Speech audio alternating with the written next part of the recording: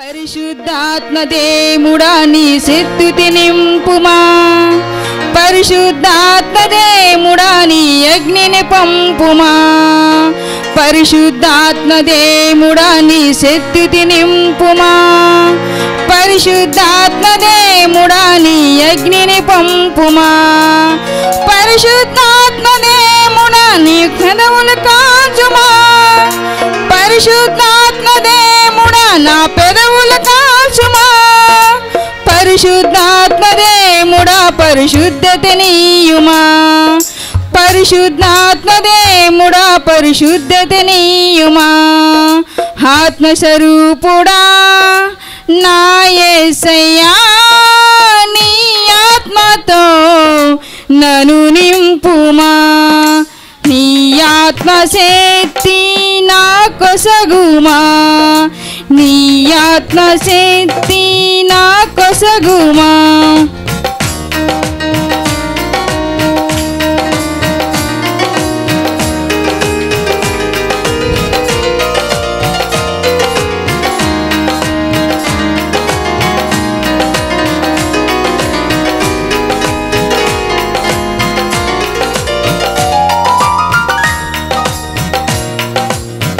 మండుతున్న పొదలో అగ్నివి భక్తుడు మోసేతో మాట్లాడిన దేవా, మండుతున్న పొదలో అగ్నివి భక్తుడు మోసేతో మాట్లాడిన దేవా, నాతో మాట్లాడవా, నన్ను నడిపించవా, నాతో మాట్లాడవా, నన్ను నడిపించవా, పరిశుద్ధాత్మదేవుడా నీ శక్తి నింపుమా, పరిశుద్ధాత్మదేవుడా నీ అగ్నిని పంపుమా, పరిశుద్ధాత్మదేవుడా నీ శక్తి నింపుమా, పరిశుద్ధాత్మదేవుడా నీ అగ్నిని పంపుమా, పరిశుద్ధాత్మదేవుడా నా పెదవులు కాల్చుమా, పరిశుద్ధాత్మదేవుడా నా పెదవులు కాల్చుమా, పరిశుద్ధాత్మదేవుడా పరిశుద్ధతనీయుమా, పరిశుద్ధాత్మదేవుడా పరిశుద్ధతనీయుమా, ఆత్మస్వరూపుడా నా యేసయ్యా నీ ఆత్మతో నన్ను నింపుమా, నీ ఆత్మశక్తి నా కొసగుమా, నీ ఆత్మశక్తి నా కొసగుమా.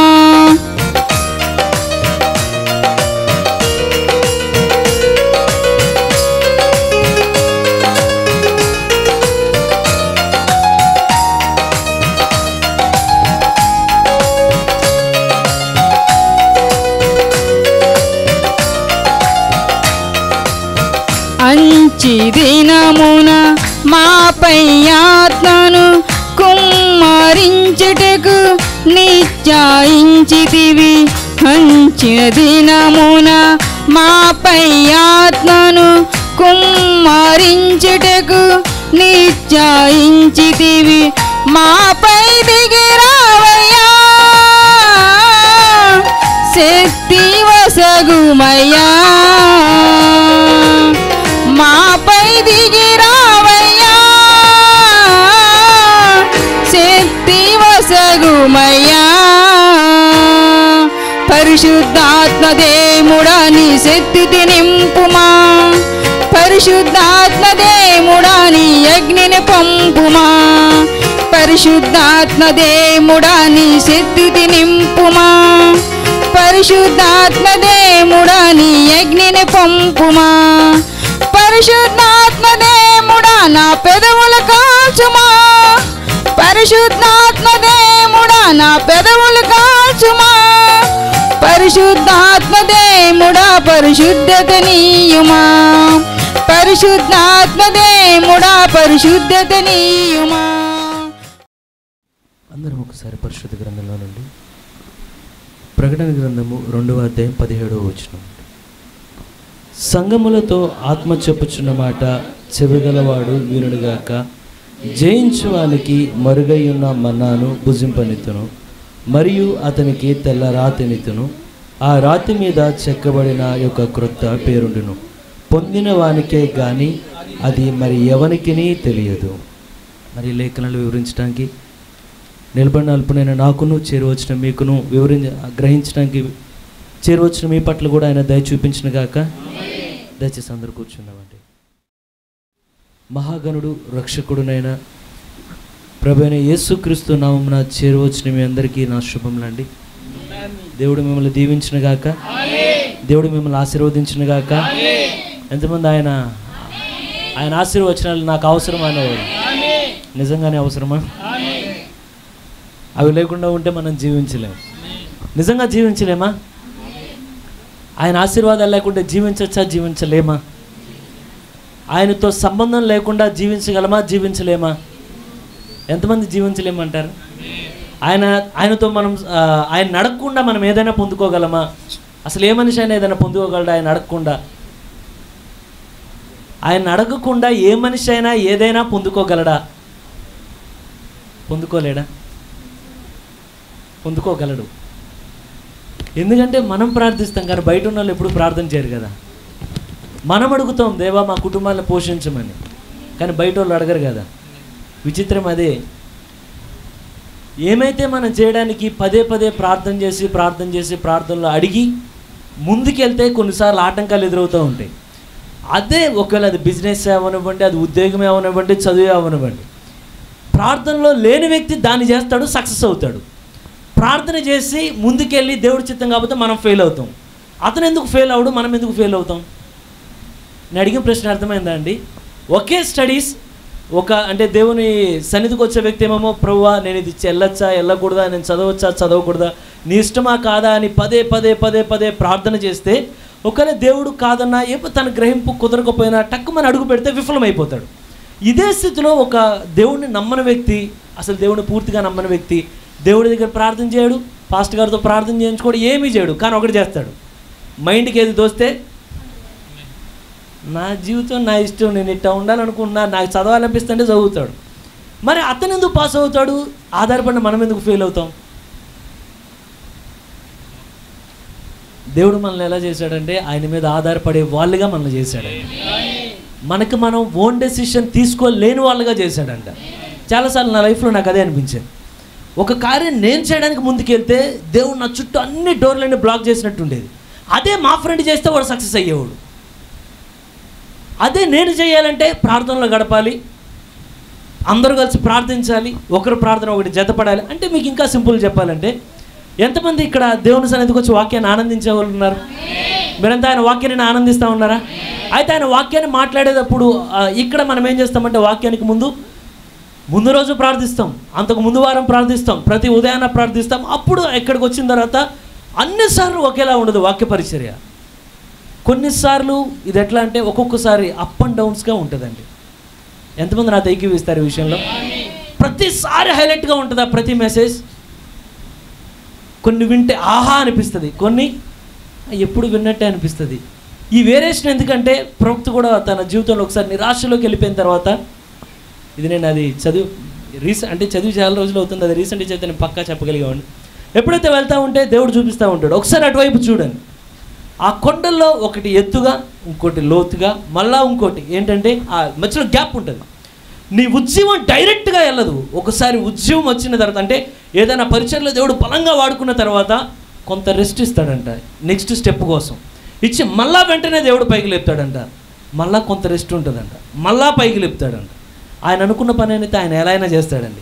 కానీ నేను చెప్పాలనుకున్నది ఏంటంటే మనల్ని అయితే దేవుడు తన మీద ఆధారపడే వాళ్ళుగా చేశాడు. బయట చర్చిల్లో ప్రార్థన చెయ్యకపోయినా వాక్యం చెప్తారు, ఆ వాక్యం చాలామందికి నచ్చుద్ది. అబ్బా ఏం చెప్పారంటారు.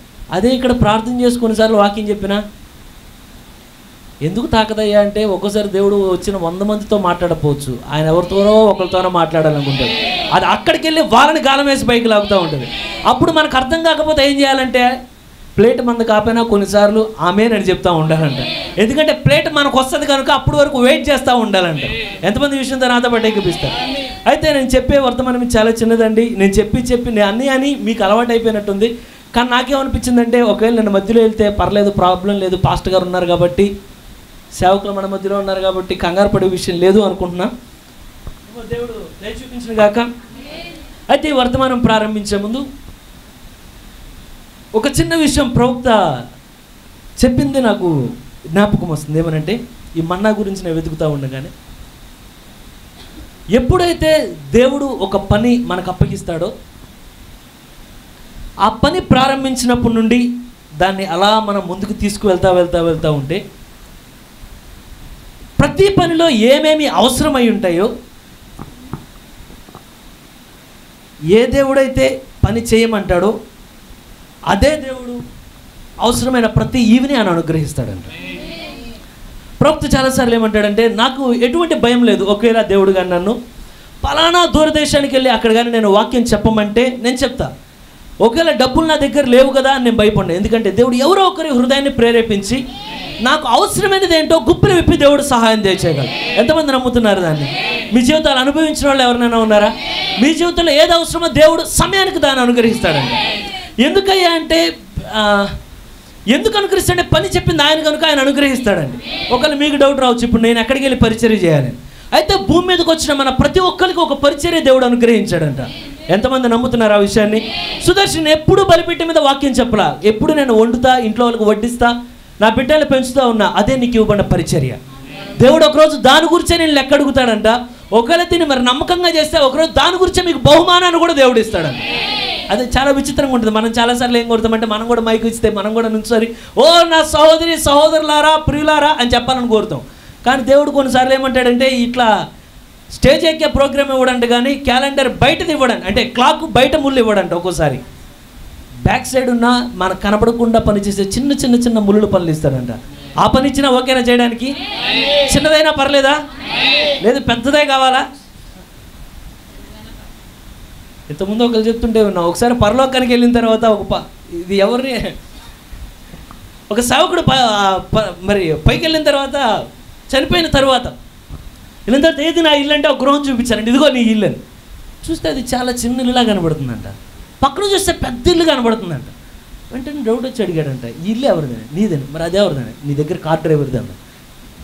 ఇదేంటి, నేనేమో ఎంత వాక్యం చెప్తే నాకు ఇది ఇచ్చారు, కార్ డ్రైవింగ్ చేసేవాడికి అంత పెద్దది ఇచ్చారంటే, పరిచర్యలు భిన్న భిన్నంగా ఉండొచ్చునేమో, కానీ దేవుడు లెక్కేసేటప్పుడు ఒకే కోణంలో లెక్కేసినప్పుడు నీకన్నా ఎక్కువ డెడికేషన్తో ఆ వ్యక్తి పనిచేశాడు కనుక ఎక్కువ ప్రతిఫలాన్ని పొందుకున్నాడు అని చెప్పారంట.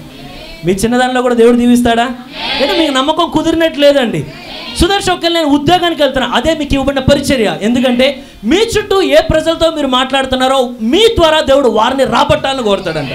ఎప్పుడైనా ఒక సాక్ష్యం మీరు సంపాదించగలిగారా? మీరు ఉద్యోగ స్థలాల్లో సంపాదించలేదా? అది మీకు ఇవ్వబడిన పరిచర్య. ప్రతి పనిలో మీరు ఎక్కడున్నా దేవుడు మీకు తోడుగా ఉండి నడిపించును గాక. అయితే ఏదైతే ప్రతి దాన్ని దేవుడు మనకు అనుగ్రహించిన వాక్యం చెప్పుచున్నదో, అయితే దేవుడు గుప్పులు విప్పి పోషించే దేవుడేనా? సింహపు పిల్లలైనా ఆకలి గునునేమో కానీ ఆయన నమ్మిన వాడిని దేవుడు అన్నాడు ఆకలి కొనేవాడు. ఎప్పుడు ఆకలి చేత ఉండనివాడంట, మనకు అవసరమైనప్పుడల్లా ఆయన పోషిస్తూ ఉంటాడంట. ఎంతమంది నమ్ముతారు ఆయన పోషిస్తాడని? ఎందుకంటే ఏలియాకి ఎప్పుడైతే చెప్పి, ఏలియా నువ్వు ఇక్కడ నుండి ఇప్పుడు ఇదంతా క్షామం రాబోతుంది, ఇదంతా కరువు రాబోతుంది కనుక ఈ స్థలాన్ని విడిచి వెళ్ళనగానే, ఎప్పుడైతే ఏలియా ఆ స్థలాన్ని విడిచి వెళ్ళంగానే, ప్రభువా ఇప్పుడు నేను వెళ్ళే స్థలంలో నాకు ఏంటి మరి భోజనం ఏంటి అంటే, జొమాటో లేరండి అక్కడ, స్విగ్గీ లేరు అక్కడ. తెలుసుగా స్విగ్గీ అంటే? మనం ఇంట్లో కూర్చొని నాకు ఆమ్లెట్ కావాలంటే, నాకు కాఫీ కావాలంటే, టీ కావాలంటే బ్యాగ్ తగిలించుకొని వస్తాడు. అక్కడ ఎవరు లేరు, కానీ అక్కడ దేవుడి యొక్క స్విగ్గీ బాయ్స్ ఉన్నారంట. తెలుసా ఎవరో? మరి కావు కావు కావు కావు అని పొద్దున వచ్చి ఆహారం కొడుతున్నాయంట. మళ్ళా సాయంత్రం 2 పూట్ల డైట్ దేవుడు ఉదయకాలం ముందు సాయంకాలం ముందు ఇస్తూ ఉంటే, వాటి ఎప్పుడైతే తను తింటా దేవుడు వెరైటీ దేవుడా కాదండి. ఎప్పుడైతే తిని తీసుకొని ఆహారం తింటా ఓకే ప్రభు ప్రతి సాయంత్రం ఏమనుకున్నాడు 2 చేతులు ఎత్తి, ఎంతోమంది ఆకలి చేతున్నారు కానీ నువ్వైతే నీ కృపను బట్టి నా కడుపు నింపావు ప్రభు. ఎప్పుడైతే ఇది అయిపోయిన తర్వాత, ఏలియా నీ టైం ఇక్కడ కూడా అయిపోయింది, ఇప్పుడు వరకు అక్కడ వాగు దగ్గర నీళ్ళు తాగుతూ ఉన్నావు, ఇప్పుడు ఇక్కడ కూడా కాదు, నెక్స్ట్ స్టెప్ నువ్వు ప్రభు ఇప్పుడు ఎక్కడికి వెళ్ళను? బాగా డబ్బున్న ఇంటి దగ్గర పంపిస్తావా? లేదు, సారెపతు విధవరాలు ఇంటికి వెళ్ళి. ఎప్పుడైతే అక్కడికి వెళ్ళి కూర్చోగానే, ఇప్పుడు ఏ దేవుడైతే అక్కడ కాకుల చేత పోషించాడో ఇక్కడ విచిత్రంగా పోషిస్తున్నాడండి. ఉన్న పిండి ఆ కొంచెమే ఉంటే దాన్నే దీవించి దీవించి దీవించి చేయగలడా దేవుడైనా? అలాగా 5 రొట్టెలు రెండు పోషించాడా దేవుడు ప్రజల్ని? ఉన్నదాన్ని అధికం చేయగలడా? మీకున్న దాన్ని తిరిగి ఆయనకి ఇస్తే ఆయన దాన్ని అధికం చేయగలిగిన దేవుడు. సేమ్ అక్కడ కూడా దేవుడే పోషిస్తూ ఉన్నాడు. కొంతకాలం అయిన తర్వాత ఎలీషా కాలంలోనికి వెళ్ళి ఇప్పుడు ఎలీషా కాలంలో ఇప్పుడు బయట లోపలేమో కరువు చేత చచ్చిపోతా అనుకున్నారంట. అసలు ప్రవక్తగా తలనరికేద్దాం అనుకున్నారంట. 6 నెలలు కాదు, ప్రవక్తనే మర్డర్ చేద్దాం అనుకున్నారు వాళ్ళు. అనుకుని వెళ్తే ప్రవక్త చెప్తున్నాడు, ఈ రోజు వరకు ఎంత కరువు ఉన్నా రేపు ఉదయానికల్లా స్టోరీ మొత్తం మారిపోతుంది. రేపు దేవుడు మళ్ళీ తన ఆహారం ఇచ్చి నిన్ను పోషిస్తాడు. ఎట్లా పోషించాడంటే ఇప్పుడు కాకులు పంపించట్లా, ఉన్నది ఆశీర్వదించట్లా, అసలు ఎవరైతే కరువుతో చంపాలనుకున్నారో వాళ్ళ ఫుడ్ తీసుకొచ్చి ఇశ్రాయేలుకి ఇచ్చి పోషిస్తున్నాడండి. ఆయన వెరైటీ దేవుడా కాదా అండి? ఆయన ఎలాగైనా పోషించగలిగిన దేవుడే కదా. అయితే ఇశ్రాయేలుకి దేవుడు ఏం చెప్పాడంటే ఇశ్రాయేలు విడిపించి మీరు ఆ వాగ్దాన దేశానికి వెళ్ళాలి. ప్రభువా ఇప్పుడు మేము వెళ్ళేటప్పుడు వాళ్ళు మొట్టమొదటిగా ఎర్ర సముద్రాన్ని దాటిన తర్వాత వాళ్ళకున్న ఫుడ్ సరిపోయింది. ఎప్పుడైతే ఫుడ్ తీసుకొని ఇది తిన్న తర్వాత బలంగా ఉన్న ఫుడ్ సరిపోయింది, నిదానంగా వెళ్తా ఉంటే ఇంకా నిదానంగా వీళ్ళకి ఆకలేసి అడుగుతున్నారు. తర్వాత మోషే నువ్వు అక్కడి నుండి నువ్వు మమ్మల్ని ఇక్కడికి తీసుకొచ్చావు, దేనికి? ఆకలి చేత చంపేయడానిక? మమ్మల్ని ఏం చేయాలనుకుంటున్నావు? నువ్వు అది చేయాలనుకున్నావు, ఇది చేయాలనుకున్నాను. మోషే దగ్గరకు వచ్చి మొరపెడతా ఉంటే మోషే దేవుని ప్రభువా ఏం చేయాలి? ఏ దేవుడు అయితే వెరైటీగా పోషిస్తాడు, ఇక్కడ దేవుడు ఇంకా వెరైటీగా పోషిస్తున్నాడండి. ఇప్పుడు కాకులను పంపించట్లేదు, లేకపోతే ఇప్పుడు ఉన్నదాన్ని ఎక్కువ చేయడం కాదు, లేకపోతే శత్రువుల దగ్గర ఆహారం కాదు, ఇప్పుడు పరలోకం నుండే దేవుడు ఆహారాన్ని పంపించడం ప్రారంభించాడు. పైనుండే ఆహారం కింద పడతా ఉన్నది. ఏంటిదంటే దాన్ని ఏమంటారండి అందరూ? అంటే అర్థం ఏంటి? మన్నా అంటే అర్థం ఏంటి? అదే చెప్పండి, ఏంటిది మన్నా అంటే? అర్థమే ఇదేమిటి? ఎందుకంటే ఇశ్రాయేలు తీసుకోగానే వాళ్ళకి ఏం అర్థం కావట్లేదు. ఇదేంటి తెల్లగా బిస్కెట్ లాగా ఉంది, అది వేఫర్ లాగా ఉన్నదంట, స్వీట్ ఏమో రుచి ఏమో తేనెలాగా ఉన్నదంట. ఎప్పుడైతే దాన్ని తీసుకోగానే వాళ్ళు చూసి ఇదేంటి అంటే మన్నా అని అర్థం అంట. మన్నా అంటే ఇదేంటి చివరికి దాని పేరు అదే ఫిక్స్ చేశారంటే ఏంటంటే ఇదేమిటి? ఎవరైనా కావాలా? ఇదేమిటి? మరుగై ఉన్న ఇదేమిటి ఎవరికైనా కావాలా? మీకు ఎవరైనా కోరే వాళ్ళు ఉన్నారా? సుదర్శన్ ఎలా ఉంది దాని టేస్ట్ అంటే చూడంగానేమో అది 2 విధాలుగా పోల్చారండి. కొత్తిమీర ఇప్పుడు కూడా పడితే బాగుండు అనిపిస్తుందా? ఎలా ఉన్నది అది? కొత్తిమీర గింజల్లాగా. అంటే ఇప్పుడు నేను డిఫరెన్స్ చెప్పడానికి టైం సరిపోదు, నేను అధ్యాయం చెప్తా మీరు దాన్ని ఇంటికి వెళ్ళిన తర్వాత చదువుకోండి, దయచేసి నోట్ చేసుకోండి. సంఖ్యాకాండం 16వ అధ్యాయం మీరు ఇంటికి వెళ్ళిన తర్వాత చదవండి, మొత్తం వరుసకు కనబడుతూ ఉంటుంది. ఎప్పుడైతే ఆ టేస్ట్ చూడంగానే చాలా తీయగా ఉన్నదంట. నిర్గమాకాండం 16వ అధ్యాయం అండి, క్షమించండి. ఎప్పుడైతే అది తీయగా ఉన్నదో, ఇష్టపడుతున్నారో తీపిగా ఉండే వాటిని? ఖచ్చితంగా. అయితే దావీదు దగ్గర ఎల్లప్పుడూ ఒక చిన్న హనీ బాటిల్ ఉండేదంట, చిన్న తేనె పుట్టి. ఇది పట్టుకొని తన యొక్క నడుముకి అట్లా కట్టుకొని ఎప్పుడు వెళ్తా కాపురలతో వెళ్తా ఉన్నప్పుడు ఏదైనా గొర్రె దెబ్బ తగిలి కానీ ఏదైనా బలహీనమైన స్థితిలోనికి వస్తే దానికి ఆ ఔషధం ఎక్కడ ఉంటుందంటే లిమ్స్టోన్ అంటారు అనమాట, సున్నపు రాతిలో ఉంటుందండి. ఆ సున్నపు రా ఏదైతే దాన్ని నాకుతూ ఉంటే అదేమైందంటే ఇది కానీ గొర్రె నాకగలిగితే అది దీనిలోనికి వెళ్ళి లోనున్న ప్రతి అనారోగ్యాన్ని విరగొట్టి అది స్వస్థత ఇస్తుందంట. కానీ ఇప్పుడు ఈ హనీ ఎక్కడి నుండి వస్తుంది సుదర్శన్ అంటే, ఇప్పుడు ఈ దావీదు ఏం చేస్తాడంటే ఈ నూనె బుడ్డి తీసుకెళ్ళి దీన్ని ఆ సున్నపి దాని మీద రాస్తాడంట. రాసి అదేంటిది ఇంతకీ? సున్నప్రాయి. రాసింది ఏంటిది? తేనె. ఎప్పుడైతే రాశారో నిదానంగా గొర్రె అక్కడికి వెళ్ళిన తర్వాత అదేమనుకుంటుందంటే ఇది భలే తీయగా ఉందని చెప్పి నిదానంగా ఎవరైనా తేనె నాకేవాళ్ళు ఉన్నారా? ప్రభుత్వం చెప్తాడు ఎలుగుబంటి ఒకసారి అయితే అది ఎట్లా నాకి మొత్తం పక్కిట ఇట్లా ముంచేసుకుందంట. ఎప్పుడైతే అది తీసేసరికి నోట్లోని మొత్తం అంతా తేనె అయిపోతే పిల్ల రాగానే తల్లి దాన్ని చూసి భలే ఉందని చెప్పి పిల్లని నాగుతుందంట, ఎందుకంటే దాని మీద తేనె ఉందని. ప్రభుత్వం ఏమంటాడంటే నేను చిలకరింపుని ఇష్టపడను, పరిశుద్ధాత్మ చిలకరింపుగా వస్తే ఇష్టపడను, నేను పూర్తిగా మునిగి తెలాలని ఇష్టపడుతున్నాడు. ఎప్పుడైతే ఈ హదీలాగా ఉండగానే కానీ నిదానంగా అది ఎప్పుడైతే తాగుతా అనుకుంటుంది భలే ఉంది తీపిగా, దావీదు భలేమని చూడండి. దాన్ని తెలియని విషయం ఏంటంటే బయట తేనె తగులుతుంది కానీ లోపల ఏమవుతూ ఉంటుందంటే తెలియకుండానే ఆ సున్నపురాయి నిదానంగా లోనికి వెళ్తే ఈ గొర్రెకే తెలియదు, కానీ ఎవరికి తెలుసు అంటే దావీదుకి తెలుసు తర్వాత ఏం జరుగుతుందని. ఇది ఎప్పుడైతే తిరిగి వెళ్తూ ఉంటే లోన అది నిదానంగా స్వస్థత ప్రక్రియ ప్రారంభించగానే తెలియకుండానే మళ్ళీ కుదురు పడడం ప్రారంభిస్తుంది, తెలియకుండానే బలంగా మారిపోతుంది. ఎవరిని ఇష్టపడుతున్నారా? ఎందుకంటే ఆ నిబంధన దూత చేతిలో చిన్న పుస్తకం తెరవబడింది ఉండగానే తీసుకొని దాన్ని తిను అనగానే తినగానే అది ఎలా ఉందంటే నోటికి ఎట్లా ఉంది? తెరవబడిన చిన్న పుస్తకం తినగానే తేనె వలె మధురంగా అనిపించిందంట. కానీ తిన్న తర్వాత కడుపులోకి వెళ్ళిన తర్వాత ఇప్పుడు తేలిగా కనిపించట్లేదంట, చేదుగా కనపడుతుందంట. ఎందుకంటే వాక్యం వినేటప్పుడు ఆమేన్ ఆమేన్ చెప్పేటప్పుడు తీయగా ఉంటుందంట. కానీ ఏదైతే చెప్పింది బయటికి వెళ్ళి జీవించేటప్పుడు అప్పుడు సెకండ్ టేస్ట్ స్టార్ట్ అవుతూ ఉంటుంది. ఇదేంటి అక్కడ అట్లా ఉంది, ఇక్కడ ఎట్లా ఉందంటే తినేటప్పుడు తేలిలాగా ఉంటుంది. వెళ్ళిన తర్వాత అసలు టేస్ట్ బయటకు వస్తుంది. ఇష్టపడుతున్నారు ఎవరైనా దాన్ని? దేవుడు దయ చూపించిన గాక. అయితే నేను ఒక చిన్న విషయాన్ని దీంట్లో చెప్పాలి, మీ అందరికీ తెలిసిన కార్యం అనుకుంటున్నా. అయితే ఇప్పుడు ఇశ్రాయేల్ పాలమంతా ఉన్నదండి. ఇశ్రాయేల్ పాలమంతా ఉండగానే ఇశ్రాయేల్ ప్రజలు అందరూ పొద్దున వెళ్ళంగానే దేవుడు ఏమనంటే ఉదయం నీకు ఆహారం ఇస్తా. ఎలా ఇస్తావు నీకు అనవసరం, నీ పని ఏంటంటే ఇచ్చిన ఆహారం తినడం మాత్రమే. ఆయన పోషించే దేవుడే కదా. ఎవరు మనాలు రాత్రి అంతా ఇంట్లో కాముగా పనుకున్నారు. పొద్దున్న అయ్యేసరికి ఇప్పుడు దేవుడు తన ప్రక్రియ తన పని స్టార్ట్ చేస్తున్నాడు. ఆయన పొద్దున్నే ఏమనంటే నా బిడ్డలు పొద్దున్నే లేచేసరికి వాళ్ళకి మీరు ఆలోచిస్తారా ఆలోచించరా? ఇదేంటండి పొద్దునే మీ బిడ్డలకి ఏం సిద్ధపరచాలని, రాత్రే ఏ పిండి రుబ్బాలి, దీనికి ఏ చట్నీ కలపాలి, చాలా రకాలు మీరు ఆలోచిస్తారు. మరి ఇప్పుడు దేవుడు ఆలోచించడం మళ్ళీ పోషించడం కొరకు అని అప్పుడు సిద్ధపరిచే దేవుడు ఆయన. అయితే ఎప్పుడైతే ఇశ్రాయేల్ పాల మీద మంచు పడిందా పడలేదా?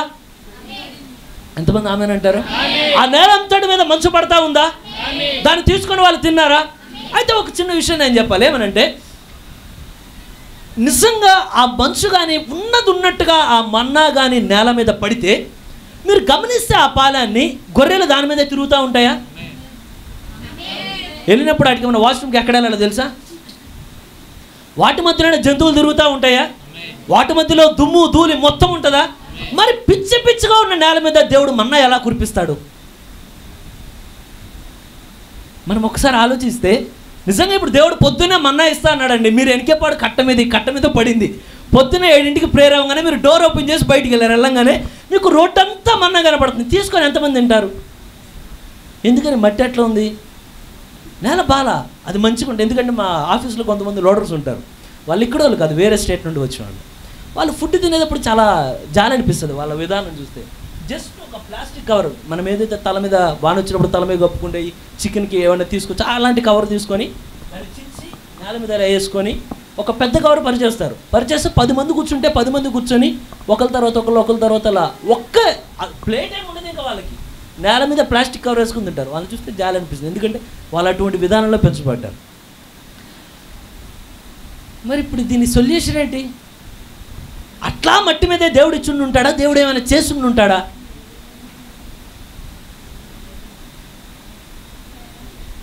ఏమైనా చేసి ఉంటాడా? మనకే ఏదైనా చేసున్నాడు అని అనిపిస్తే ఆయన చేయకుండా ఉంటాడా? అప్పటికి ఆయన సిద్ధపరిచే ఉంటాడు. నేను కొన్ని యూదుల లేఖనాలు కొన్ని వాటిని కొన్ని చదవాల్సి వచ్చింది. దీని విషయంలో చదివితే వాళ్ళు ఏం చెప్పారో దాన్ని చెప్పి తర్వాత వాక్యం నుండి దేవుడు మనకి అర్థమయ్యేట్లు దేవుడు దయ చూపించిన గాక. ఎప్పుడైతే ఈ రాత్రిపూట నేలంతా మురికి కనబడుతూ ఉన్నదో ఉదయాన అయ్యేసరికి దేవుడు ఏం చేస్తున్నాడంటే నార్త్ అంటే ఎటువైపు? ఉత్తరం అంటే ఎటు సైడ్ అంటే ఇట్లానే కదా, తెలుగు వైపు. తెలుగు నార్త్ అంటే ఆ ఉత్తరం వైపు. ఉత్తరం నుండి ఎప్పుడైతే ఇశ్రాయేల్ రాత్రి అందరూ పనుకొని ఉంటారు ఎవరికి తెలియకుండా ప్రశాంతంగా, దేవుడు ఒక బలమైన గాలి పంపిస్తూ ఉంటే ఆ నేల మీద ఉన్న మట్టి మొత్తం ఆ చెత్తను తీసుకుంటా వెళ్ళేదంట. ఆ చదారం ఊడ్చేస్తూ ఉండేదంట. బాగుందా బాలేదా? నేను అబద్ధం చెప్పట్లేదండి, నేను చదివిందే మీకు చెప్తున్నాను. అక్కడున్న ప్రతి వ్యర్థాన్ని ఊడ్చేసింది. అంటే మీకు సింపుల్గా అర్థం అవ్వాలంటే మీరు ఇల్లు ఊడుస్తారా? ఊడ్చినప్పుడు దాన్ని వదిలేస్తారా? మొత్తాన్ని ఊడుస్తారా? మీరు ఎట్లా మొత్తం ఊడుస్తారు? దేవుడు ఆ నేల మొత్తాన్ని బలమైన ఉత్తరం నుండి గాలి రప్పించగానే ఒక్కసారి వెళ్ళంగానే ఆ నేల మీద దుమ్ము చెత్త మొత్తం అలా మొత్తం కొట్టుకుంటూ పోయేదట. నేను కూడా కోరుతున్నాను అటువంటి గాలి నాకు కూడా అవసరం ఉంది. 120 మంది ఒకే వాళ్ళ మేడగది మీద చేరినప్పుడు ఒక బలమైన గాలి వంటి శబ్దం వారి మధ్యలో రాగానే వారి మధ్యలో ఉన్న ప్రతి కల్మషం పోయిందట.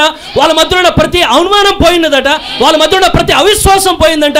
వాళ్ళ మధ్యలో ఉన్న ప్రతి నీచమైన కార్యం పోయింది. కానీ ఇప్పుడు ఏమైందంటే వారందరినీ పరిశుద్ధాత్మ కుమ్మరించబడ్డానికి యోగ్యమైన పాత్రలుగా వారు మారారండి.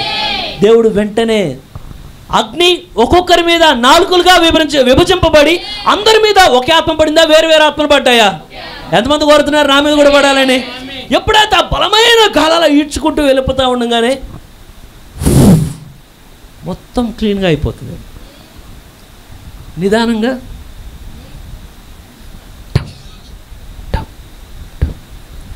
వాన కురవడం ప్రారంభిస్తుందంట. మీరు ఇల్లు కడిగిన ఊడ్చిన తర్వాత పెడతారా? ఇది నేను నిదానంగా ఎప్పుడైతే ఆ పైనుండి నీళ్ళు ఆ నేలను తడుపుతూ ఉంటాయో, ఇప్పుడు వరకు ఏమైందయ్యా అంటే పూర్తి డస్ట్ అంతా పోయింది. దేవుడు నిదానంగా ఆ నేలనంతా తడుపుతా నీట్గా చేయడం ప్రారంభిస్తాడంట. కానీ విషయం ఏంటంటే ఇశ్రాయేలుకి ఏమీ తెలియదు, వాళ్ళ మాటకు పనుకొని ఉంటారంట. ఆయన బిడ్డలు నిద్రలో ఉన్నప్పుడే దేవుడు వారి కొరకు ఆహారాన్ని సిద్ధపరిచే దేవుడు ఆయన. ఎంతమంది నమ్ముతున్నారా లేఖనాన్ని? అయితే ఎప్పుడైతే ఆ నీరు నిజంగా నేల మొత్తాన్ని తడిపివేసిన తర్వాత దేవుడు తరువాత ఎప్పుడైతే ఈ భూమి మొత్తం తడిచిపోయి ఆ మంచుగా మారిన తర్వాత ఆ ఉదయాన మంచు కురవడం ప్రారంభిస్తుందంట. ఎందుకయ్యా అంటే మీరు ఏదైనా పనికి అంటే ఒక నేల మీద ఫుడ్ పెట్టరు కదా, ఏం చేస్తారు? కింద ఒకటేసి దాని మీద మనం ప్లేట్ ఏదో ఒకటి పెట్టుకుంటాం కదా. ఇప్పుడు దేవుడు ఏం చేస్తాడంటే దాని మీద నిదానంగా మంచు అంతా కుమ్మరిస్తూ ఉంటే ఈ నేల మీద అంతా ఒక లేయర్లా మంచు మొత్తం పడిపోవడం జరుగుతూ ఉంటుంది. దేవుడు వెంటనే ఇంకా నెక్స్ట్ ఏం పంపిస్తాడు దేవుడు? ఎంతమంది నమ్ముతారు ఆ విషయాన్ని? తర్వాత దేవుడు మన్నాను కురిపించడం ప్రారంభించగానే ఒక శ్రేష్టమైన నేల మీద ఆమె తినడానికి యోగ్యమైన రీతిలో నిదానంగా మన్నా ఎప్పుడైతే దాని మీద పడతా ఉంటుందో ఇశ్రాయేలుకి తెలియదు, వీళ్ళు మాటకు పనుకొని ఉంటారు ఇట్లాగే, అలా తెలియదు లోపల. అయితే వీళ్ళు లేచేవారు కదా, అట్లాగే ఉండాలి కదా. మన్నా పడిన తర్వాత దేవుడు మరొక లేయర్ మంచును కురిపిస్తూ ఉంటాడంట. ఎప్పుడైనా విన్నట్టుందా మీకు ఎక్కడైనా? కిందేమో మంచు, దాని మీద మన్నా, దాని మీద దేవుడు మళ్ళా మన్నాను కురిపించిన తర్వాత పొద్దున్న వీళ్ళు లేచి చూసేసరికి అది ఎట్లా ఉంటుందంటే, ఒక విధంగా చెప్పాలంటే మనం ఏదైనా గిఫ్ట్ ఇచ్చేటప్పుడు ఎలా ఇస్తాం? అలా ఇస్తామా? డైరెక్ట్ చీర అయితే చీర పట్టుకెళ్ళిపోతాం పెళ్ళికి, అలా తీసుకెళ్ళాం. దాన్ని నీట్గా ఒక బాక్స్లో పెట్టి మొత్తం సదిరి నిదానం బాక్స్ ఇస్తే బాక్స్ ఏముంది ఎవరికి తెలియదు. ఇశ్రాయేలు లేచేసరికి దేవుడు ఏం చేస్తాడంటే పర్ఫెక్ట్ ప్యాకింగ్ చేస్తున్నాడంట. ఎంతమంది కాదు? ఆమేన్. మీరు భయపడబాక, నేను తప్పుదేమీ చెప్పట్లేదు, నేను మీకు మళ్ళీ వాక్యాలు మీకు చూపిస్తాను దాని ఆ విషయాన్ని. అయితే కింద మంచు, పైన మన్నా, పైన మంచు. నమ్మగలరా? నమ్ముతారా? ఆ గిఫ్ట్ ప్యాకింగ్ కావాలనిపిస్తుందా మీకు కూడా? సుదర్శి ఏదేదో చెప్తున్నావు, నువ్వు లేఖనాల్లో ఉన్నాయో లేవో. సరే ఒకసారి చూద్దాం. నేను ఈ బలమైన గాలి, ఈ వర్షాన్ని గురించి అయితే యూదుల దాంట్లో చూశాను, కానీ మంచు, దాని మీద మన్నా, దాని మీద మంచు అయితే నేను మీకు లేఖనాల్లో చూపించగలను. ఒకసారి నిర్గమాకాండం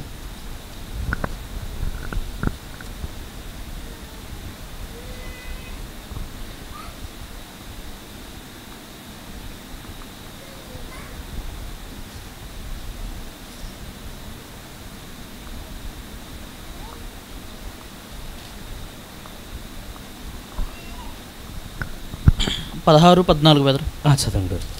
కాగా 13 కూడా. కాగా సాయంకాలమున పూరెడలు వచ్చి వారి పాలెంలో కప్పాను. ఉదయమున మంచు వారి పాలెం చుట్టూ పడి ఉండెను. పడిన ఆ మంచు ఇరిగిపోయిన తరువాత నూగు మంచు వలె సన్నని కణములు అరణ్యపు భూమి మీద కనబడెను. దేని కింద ఉన్నది? ఇప్పుడు మంచు కింద ఉందా మన్నా? అర్థమైంది ఎక్కడి వరకు? ఆ మంచు కరిగిపోయిన తర్వాత లోపల మన్నాను వారు చూడగలిగారా? ఎంతమందికి అర్థమైంది? ఈ విషయంలో నాతో పాటు ఎక్కిపిస్తారా? అయితే రెండోది, మీకు రెండో వచనం చూడండి, సంఖ్యాకాండం 11వ అధ్యాయం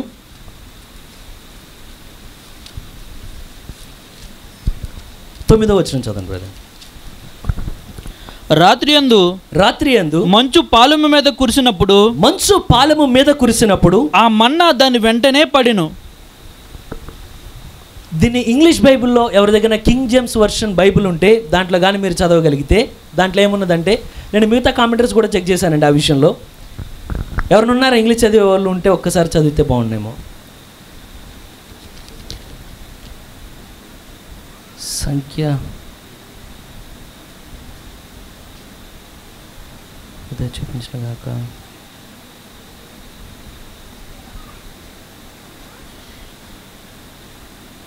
and when the dew fell upon the camp in the night, ఎప్పుడైతే ఆ రాత్రి ఆ మంచు పడినదో, the manna fell upon it, అంటే మన్నా దాని మీద పడిను. ఎంతమందికి అర్థమైంది? అంటే కింద మంచు పడుతుంది, మంచు మీద మన్నా పడుతుంది, మన్నా మీద మంచు పడుతుంది. ఒక గిఫ్ట్ ప్యాకింగ్లా దేవుడు వారికి ఇస్తున్నాడంట. కరుణా సంపూర్ణుడైన దేవుడు ఆయన. ఎంతమంది ఆమె అనగలరు? ఆ విషయంలో నాతో పాటు ఏకీభవించగలరా? కరుణా సంపూర్ణుడు ఆయన. ఎందుకని సుదర్శను ఆయన కరుణా సంపూర్ణుడు అని చెప్తున్నావు అంటే, మీరు గమనించండి. ఎందుకని నేను ఆ మాట చెప్పాలి అంటే, నా దగ్గర ఉన్న నోట్స్ అంతా పేపర్ మీద రాసుకొచ్చారు. దేవుడు దయ చూపించిన కాక.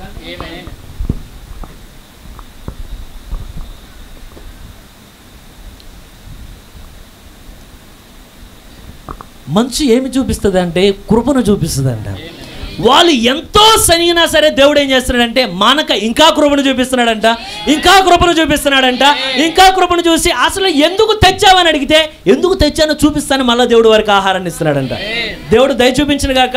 ఒక్కసారి మీరు ద్వితీయోపదేశ కాండం 32వ అధ్యాయం 1-2 వచనాలు చదువుతారు.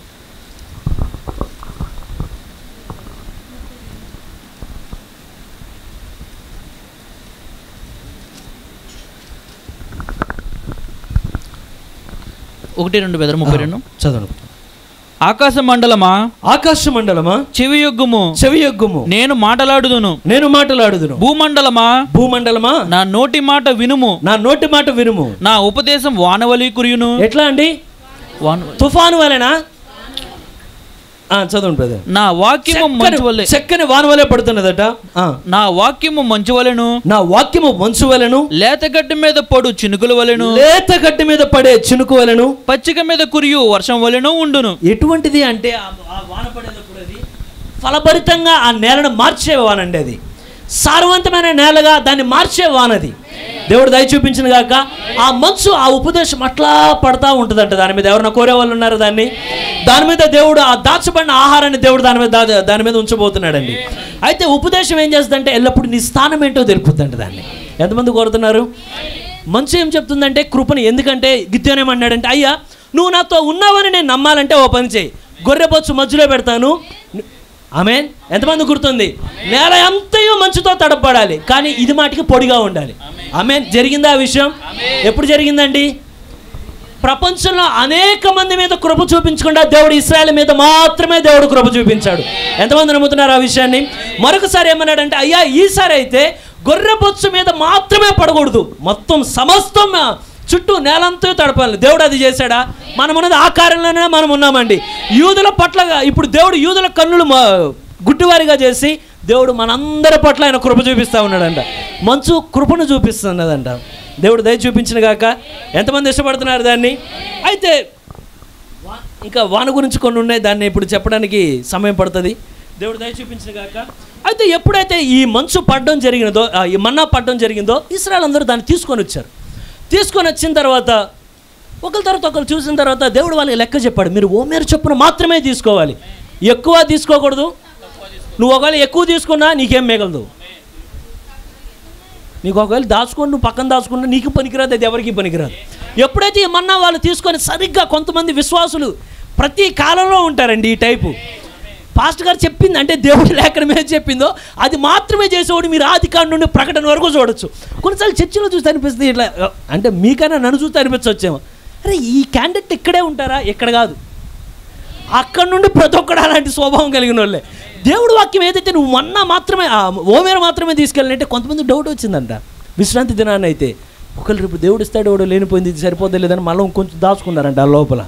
అయితే ఎప్పుడైతే ఈ మన్నాన్ని తీసుకొని లోపలికి వచ్చిన తర్వాత వాళ్ళ కండిషన్ ఏంటంటే, ఏ రోజుట మన్నా ఆ రోజు మాత్రమే మీరు తినాలి, నెక్స్ట్ రోజుకు దాన్ని ఉంచమాకండి. కారణం ఏంటయ్యా అంటే 7 సంఘకాలాలు గుండా చెప్పొచ్చునా అండి? ఏమేమి సంఘకాలాలు? ఎఫెసు, స్ముర్న, పెర్గమము, తుయతైరా, సార్దీస్, ఫిలదెల్ఫియా. ఏ కాలంలో ఇవ్వబడిన వర్తమానం ఆ కాలంలో మాత్రమే పనిచేస్తుంది. అది దాని మరొక కాలాన్ని మీరు ఈడ్చుకొని తీసుకురాలేరంట. ఒకవేళ తీసుకొస్తే మరణం ప్రవేశిస్తుంది అంట దాంట్లో. ఎంతమంది ఉద్యోగంగా ఉండాలని కోరుతున్నారు? ఈ కాలానికి ఇవ్వబడిన, ఈ గడికి ఇవ్వబడిన మన్నా తినడానికి ఇష్టపడుతున్నారా? దేవుడు దయ చూపించిన గాక. అయితే ఎప్పుడైతే ఈ కొంతమంది చేసిన వాళ్ళు చేశారు, చేయని వాళ్ళు చేశారు. నేను మాట వాడు నమ్ముతా, యెహోషువ కాలేబులు మాత్రం చెప్పింది చెప్పినట్టు చేసి ఉంటారు వాళ్ళ మాటికి. ఎప్పుడైతే ఈ మంచును మన్నాను వారు తింటా ఉన్నారో, తిండం అయిపోయినది. ఎంతమంది తెలుసు ఒక మనిషి జీవించాలంటే ఎన్ని పోషకాలు కావాలో? దాదాపు అంటే మనం పాలను దేంతో కొలుస్తాం? కేజీలతో కొలం కదా. కేజీ పాలు ఇవ్వన్నాను ఏమంటాం? లీటర్ పాలు ఇవ్వన్నాను. పంచదార దగ్గరికి వెళ్ళి లీటర్ పంచదార ఇమ్మన్నాం, కేజీ పంచదార. ఎందుకంటే ప్రతిదానికి ఒక కొలత ఉంటుంది. అలా మన దేహానికి కూడా ఒక కొలత ఉంటుంది. ఏమనంటే మనిషి బతకాలంటే 2600 క్యాలరీస్ అనేది మన బాడీకి ఇవ్వాలి. ఎట్లా ఇచ్చినా, ఏమి తిని ఇచ్చినా ఆ 2600 ఇవ్వాలట. కానీ దేవుడు ఏం చేశాడంటే వీళ్ళకి ఇచ్చిన ఫుడ్లో ప్రోటీన్ ఉంది, పోషకాలు దాంట్లో ఉన్నాయి, నమ్ముతున్నారా ఆ విషయాన్ని? మినరల్స్ దాంట్లో ఉన్నాయి, కావాల్సిన విటమిన్లు దాంట్లో ఉన్నాయి, కావాల్సిన ఫైబర్ దాంట్లో ఉంది, కావాల్సిన కార్బోహైడ్రేట్స్ ఉన్నాయి. మీకు అర్థం కాకపోయినా నాకు కూడా అర్థం కాదు, కానీ ఒకటి తెలుసు, అన్ని రకాల పోషకాలు ఉన్నాయని అయితే తెలుసండి నాకు.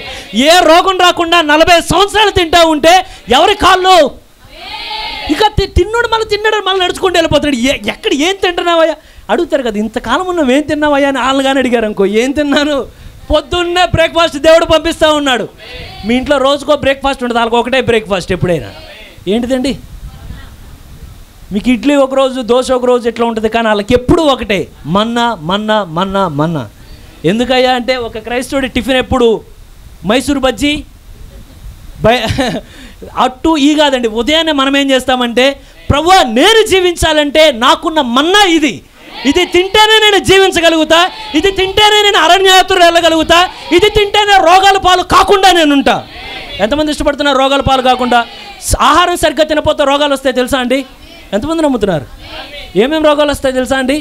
బాగా తినపోతే రక్తహీనత వస్తుందంట. అనగానే అప్పుడు ఏమైందంటే తెల్లగా ఉంటారు, ఎర్రగా ఉంటారు. కొంతమంది ఎలా ఉంటారంటే పాలిపోయిన రంగు వచ్చేస్తుందంట శరీరంలో తెలియకుండా. అలాంటి వాళ్ళకి ఏం చేయాలంటే, బయట పాలిపోయిన కలర్ వచ్చినా పర్లా, మీకు ఏదో మెడిసిన్ ఉంటుంది, కానీ ఆత్మీయంగా రక్తహీనత జరిగితే ఆ కలర్లో ఉన్న రక్తాన్ని మనకి ఎక్కించాలంట. అప్పుడు మాటకి రక్తం సమృద్ధిగా మనలో పొంగుతూ ఉంటుందండి. కొంతమందికి నరాల బలహీనత వస్తూ ఉంటుంది తెలుసా అండి? ఎంతమందికి అర్థమైంది ఏంటిది? ఇట్లా బలహీనత ఉంటుంది, ఇది ఒక రకమైన బలహీనత. దీనికి కూడా మెడిసిన్ ఉంది. ఎందుకయ్యా అంటే చాలామందికి ఫోన్ వాడిన తర్వాత అసలు నేను ఫోన్ నుండి దూరం కాలేకపోతున్నాను. ఎందుకయ్యా అంటే ఒకటే, ఏదో కష్టంగా చేసేది కాదు, దేవుడితో గడుపు, దేవుడు సన్నిధిలో గడుపు, దేవుడు వాక్యంతో గడుపు. దేవుడు మనల్ని అనే వాక్యం అయిపోయి నడిపించిన కాక. ఎప్పుడైతే ఈ మన్నా ఇచ్చిన తర్వాత ఇప్పుడు దేవుడు ఏమన్నాడంటే మోషేతో, మోషే ఈ మన్నాలో ఒక ఓమేరు పాత్ర పట్టేదంత వరకు నువ్వు ఆ మన్నాని తీసుకొని ఇప్పుడు బయట ప్రజలందరూ తినడంత వరకు ఓకే, కానీ ఇప్పుడు ఏం చేస్తామంటే ఈ మన్నాని తీసుకెళ్ళి ఇది మాటికి దేవుని యొక్క గుడారం దగ్గర లోను నువ్వు పెట్టు దీన్ని అనగానే వెంటనే ఆ ఒక పాత్రలో ఆ మన్నాను తీసుకున్నారు. ఏం పాత్ర అది?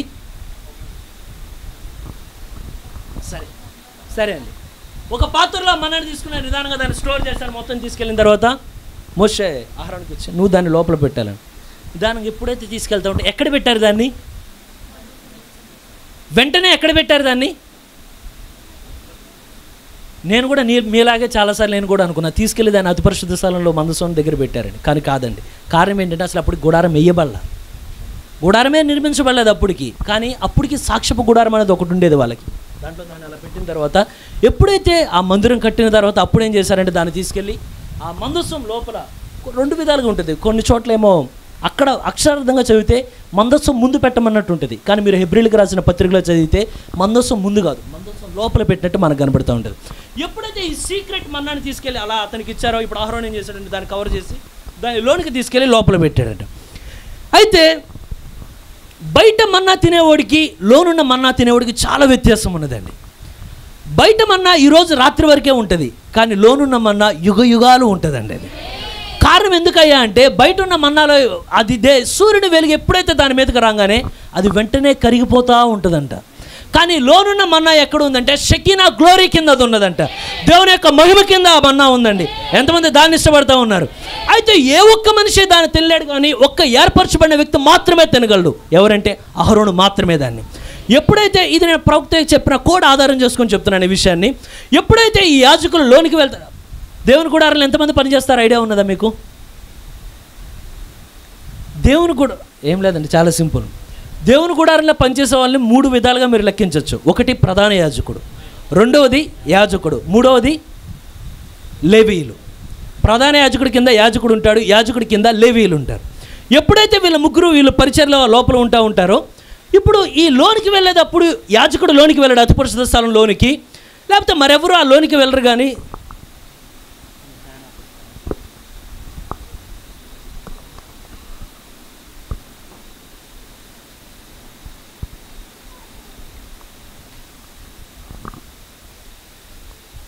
ఏం లేదండి, ఎప్పుడు ఫోన్లో నేను నోట్స్ రాసుకొస్తాను, ఈసారి పేపర్లో రాసా ఎగిరిపోతాను, నేను తీసి వెంటనే చెప్పలేకపోతాను. దేవుడు కనికరం చూపించిన కాక.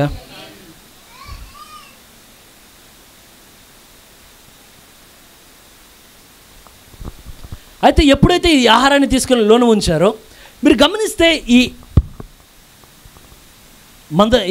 దేవుని యొక్క గుడారం దగ్గర ఆవరణలో ఉన్న వాళ్ళకి ఈ పరిశుద్ధ మన్నా, ఆ లోనున్న మరుగయ్యున్న మన్నా ఇప్పటి వరకు అది అందరి ముందు కనబడింది.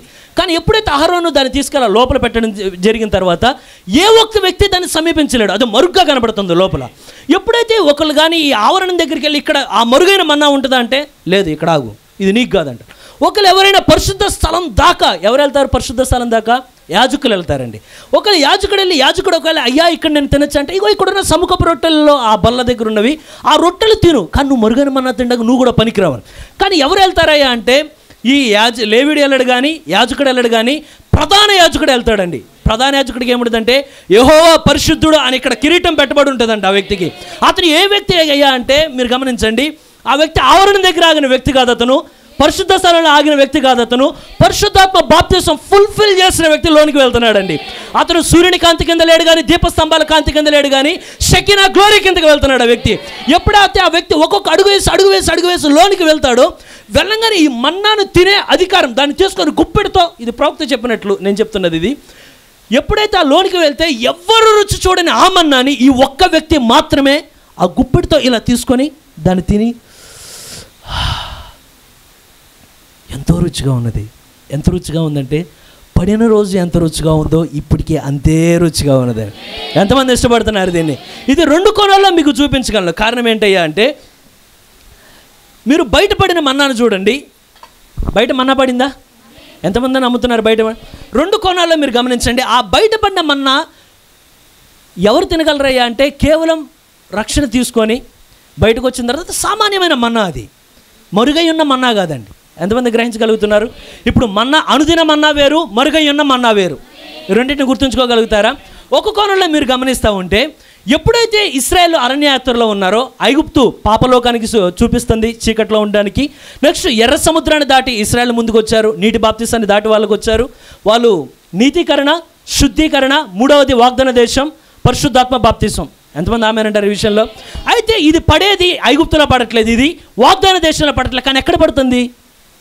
శుద్ధీకరణ జరిగేటప్పుడు మాత్రమే అనుదిన మన్నా నేల మీద పడుతుంది. ఎంతమంది గ్రహించగలుగుతున్నారు దీన్ని? నమ్ముతున్నారా ఇక్కడ ఈ విషయంలో? 2వ కోణం మీరు గమనించండి. భూమి 3 విధాలుగా కృప యొక్క 3 దిశల్లో ఇది నూతన సృష్టిగా మారాలని మనం విన్నాం. అంటే మనం ఎలా నీతీకరణ, శుద్ధీకరణ, పరిశుద్ధాత్మ బాప్తిసం పొందాలో ఈ భూమి కూడా నోవాహు చేత నేల చేత కడగబడిందా? నోవాహు కాలంలో వరదల చేత అది కడగబడిందా? నెక్స్ట్ ఒక రోజు అగ్ని చేత అది మళ్ళీ కాల్చబడబోతుందా? మళ్ళీ నూతన సృష్టిగా మారుతుందా? మీరు ఈ 3 కండిషన్లు చూస్తే ఇది పడింది ఎప్పుడంటే 2వ కండిషన్లో. ఎంతమంది అర్థం చేసుకోగలిగారు? మీరు 2 కోణాల్లో చూసినా ఇది బయట వాళ్ళకి మాత్రమే. కానీ మరుగై ఉన్న మన్నా ఎవరికయ్యా అంటే ఇది నామకార్థమైన క్రైస్తవుడు కాదండి, ఇది నామకార్థం ప్రార్థన చేసేవాడు కాదండి, ఇది నామకార్థమైన భక్తి జీవితం చేసేవాడు కాదండి. ఎవరికంటే క్రీస్తుతో ముఖాముఖి అనుభవం కలిగిన వాడికి మాత్రమే ఈ మరుగైన మన్నా ఉంటుంది. నేను ఆ మన్నాను తినాలని ఆశిస్తున్నా. ఎవరైనా ఉన్నారా ఆ మన్నాను తినేవాళ్ళు? దేవుడు దయ చూపించను గాక. ఎవరైనా ఉన్నారా? తినొచ్చునా? తినాలని కోరుతున్నారా? ఎందుకంటే ఇక్కడ ప్రవక్త చెప్పింది నేను చూద్దాం. That's right. Every bit of manna outside of here just let you last for tonight or tomorrow. మీరు బయట తినే మన్నా ఈరోజు రాత్రి మరలా పగల వరకు మాత్రమే అది ఉంచగలుగుతుందంట. అయితే next week it want work, next తర్వాత వారానికి అది పనిచేయదు అనుదిన మన్నా. కానీ ఈ లోనున్న మన్నా మీరు తినగలిగితే ఈరోజు పనిచేస్తుంది, రేపు పనిచేస్తుంది, 6 నెలలకు పనిచేస్తుంది, 6 సంవత్సరాలకి పనిచేస్తుంది, చలికాలంలో పనిచేస్తుంది, ఎండాకాలంలో పనిచేస్తుంది, చికాకులో ఉన్నప్పుడు పనిచేస్తుంది, నీరసంతో ఉన్నప్పుడు పనిచేస్తుంది, ఆత్మీయ దయ్యం కొట్టినప్పుడు పనిచేస్తుంది, కుటుంబ శోధనలు వచ్చినప్పుడు పనిచేస్తుంది, సంఘంలో శోధనలు ఎదురైనప్పుడు పనిచేస్తుంది. ఎందుకంటే దేవునితో మీకు ముఖాముఖిగా ఉన్న అనుభవం అండి ఇది ఒక్క రోజు రాత్రి అనుభవం కాదు ఇది. ఎందుకంటే ఎత్తబట్లే కానీ రేపు జరుగుద్దని తెలిస్తే ఈరోజు రాత్రి చాలామంది కూర్చొని ప్రార్థన చేస్తారంట, ప్రభా రేపు పొద్దున మమ్మల్ని తీసుకెళ్ళిపో ప్రభా.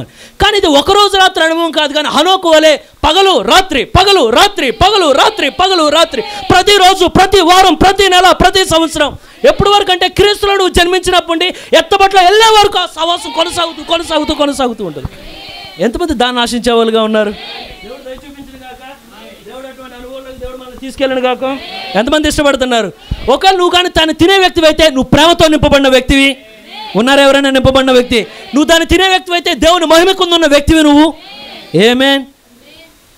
ఒక్కొక్కసారి ఓల్డ్ టెంపర్ పైకి వస్తూ ఉంటే బయట మన్నా తినేవాడు కోపం వస్తూ ఉంటుంది అంటే, ఎందుకంటే తినింది ఎక్కడిది.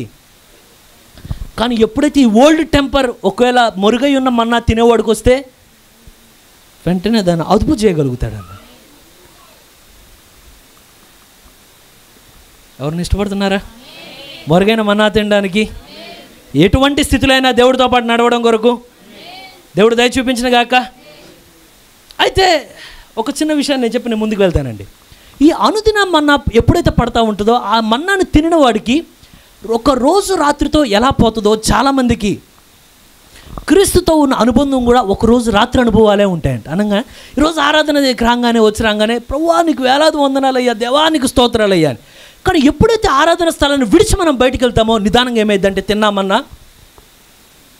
కంప్లీట్ అది సుదర్శన్. ఎందుకనంటే మీరు గమనించండి, ప్రవక్త యొక్క చర్చి ఏదైతే ప్రవక్త ఏ సంఘంలో అయితే నిలబడిన అనేక గొప్ప గొప్ప వర్తమానాలు ఇచ్చారో అదే సంఘానికి మరొక వ్యక్తి కొన్ని సంవత్సరాల తర్వాత రీసెంట్గా నాకు తెలిసి ఆయన అయితే ఆ సంఘం లోపలికి వెళ్ళారంట.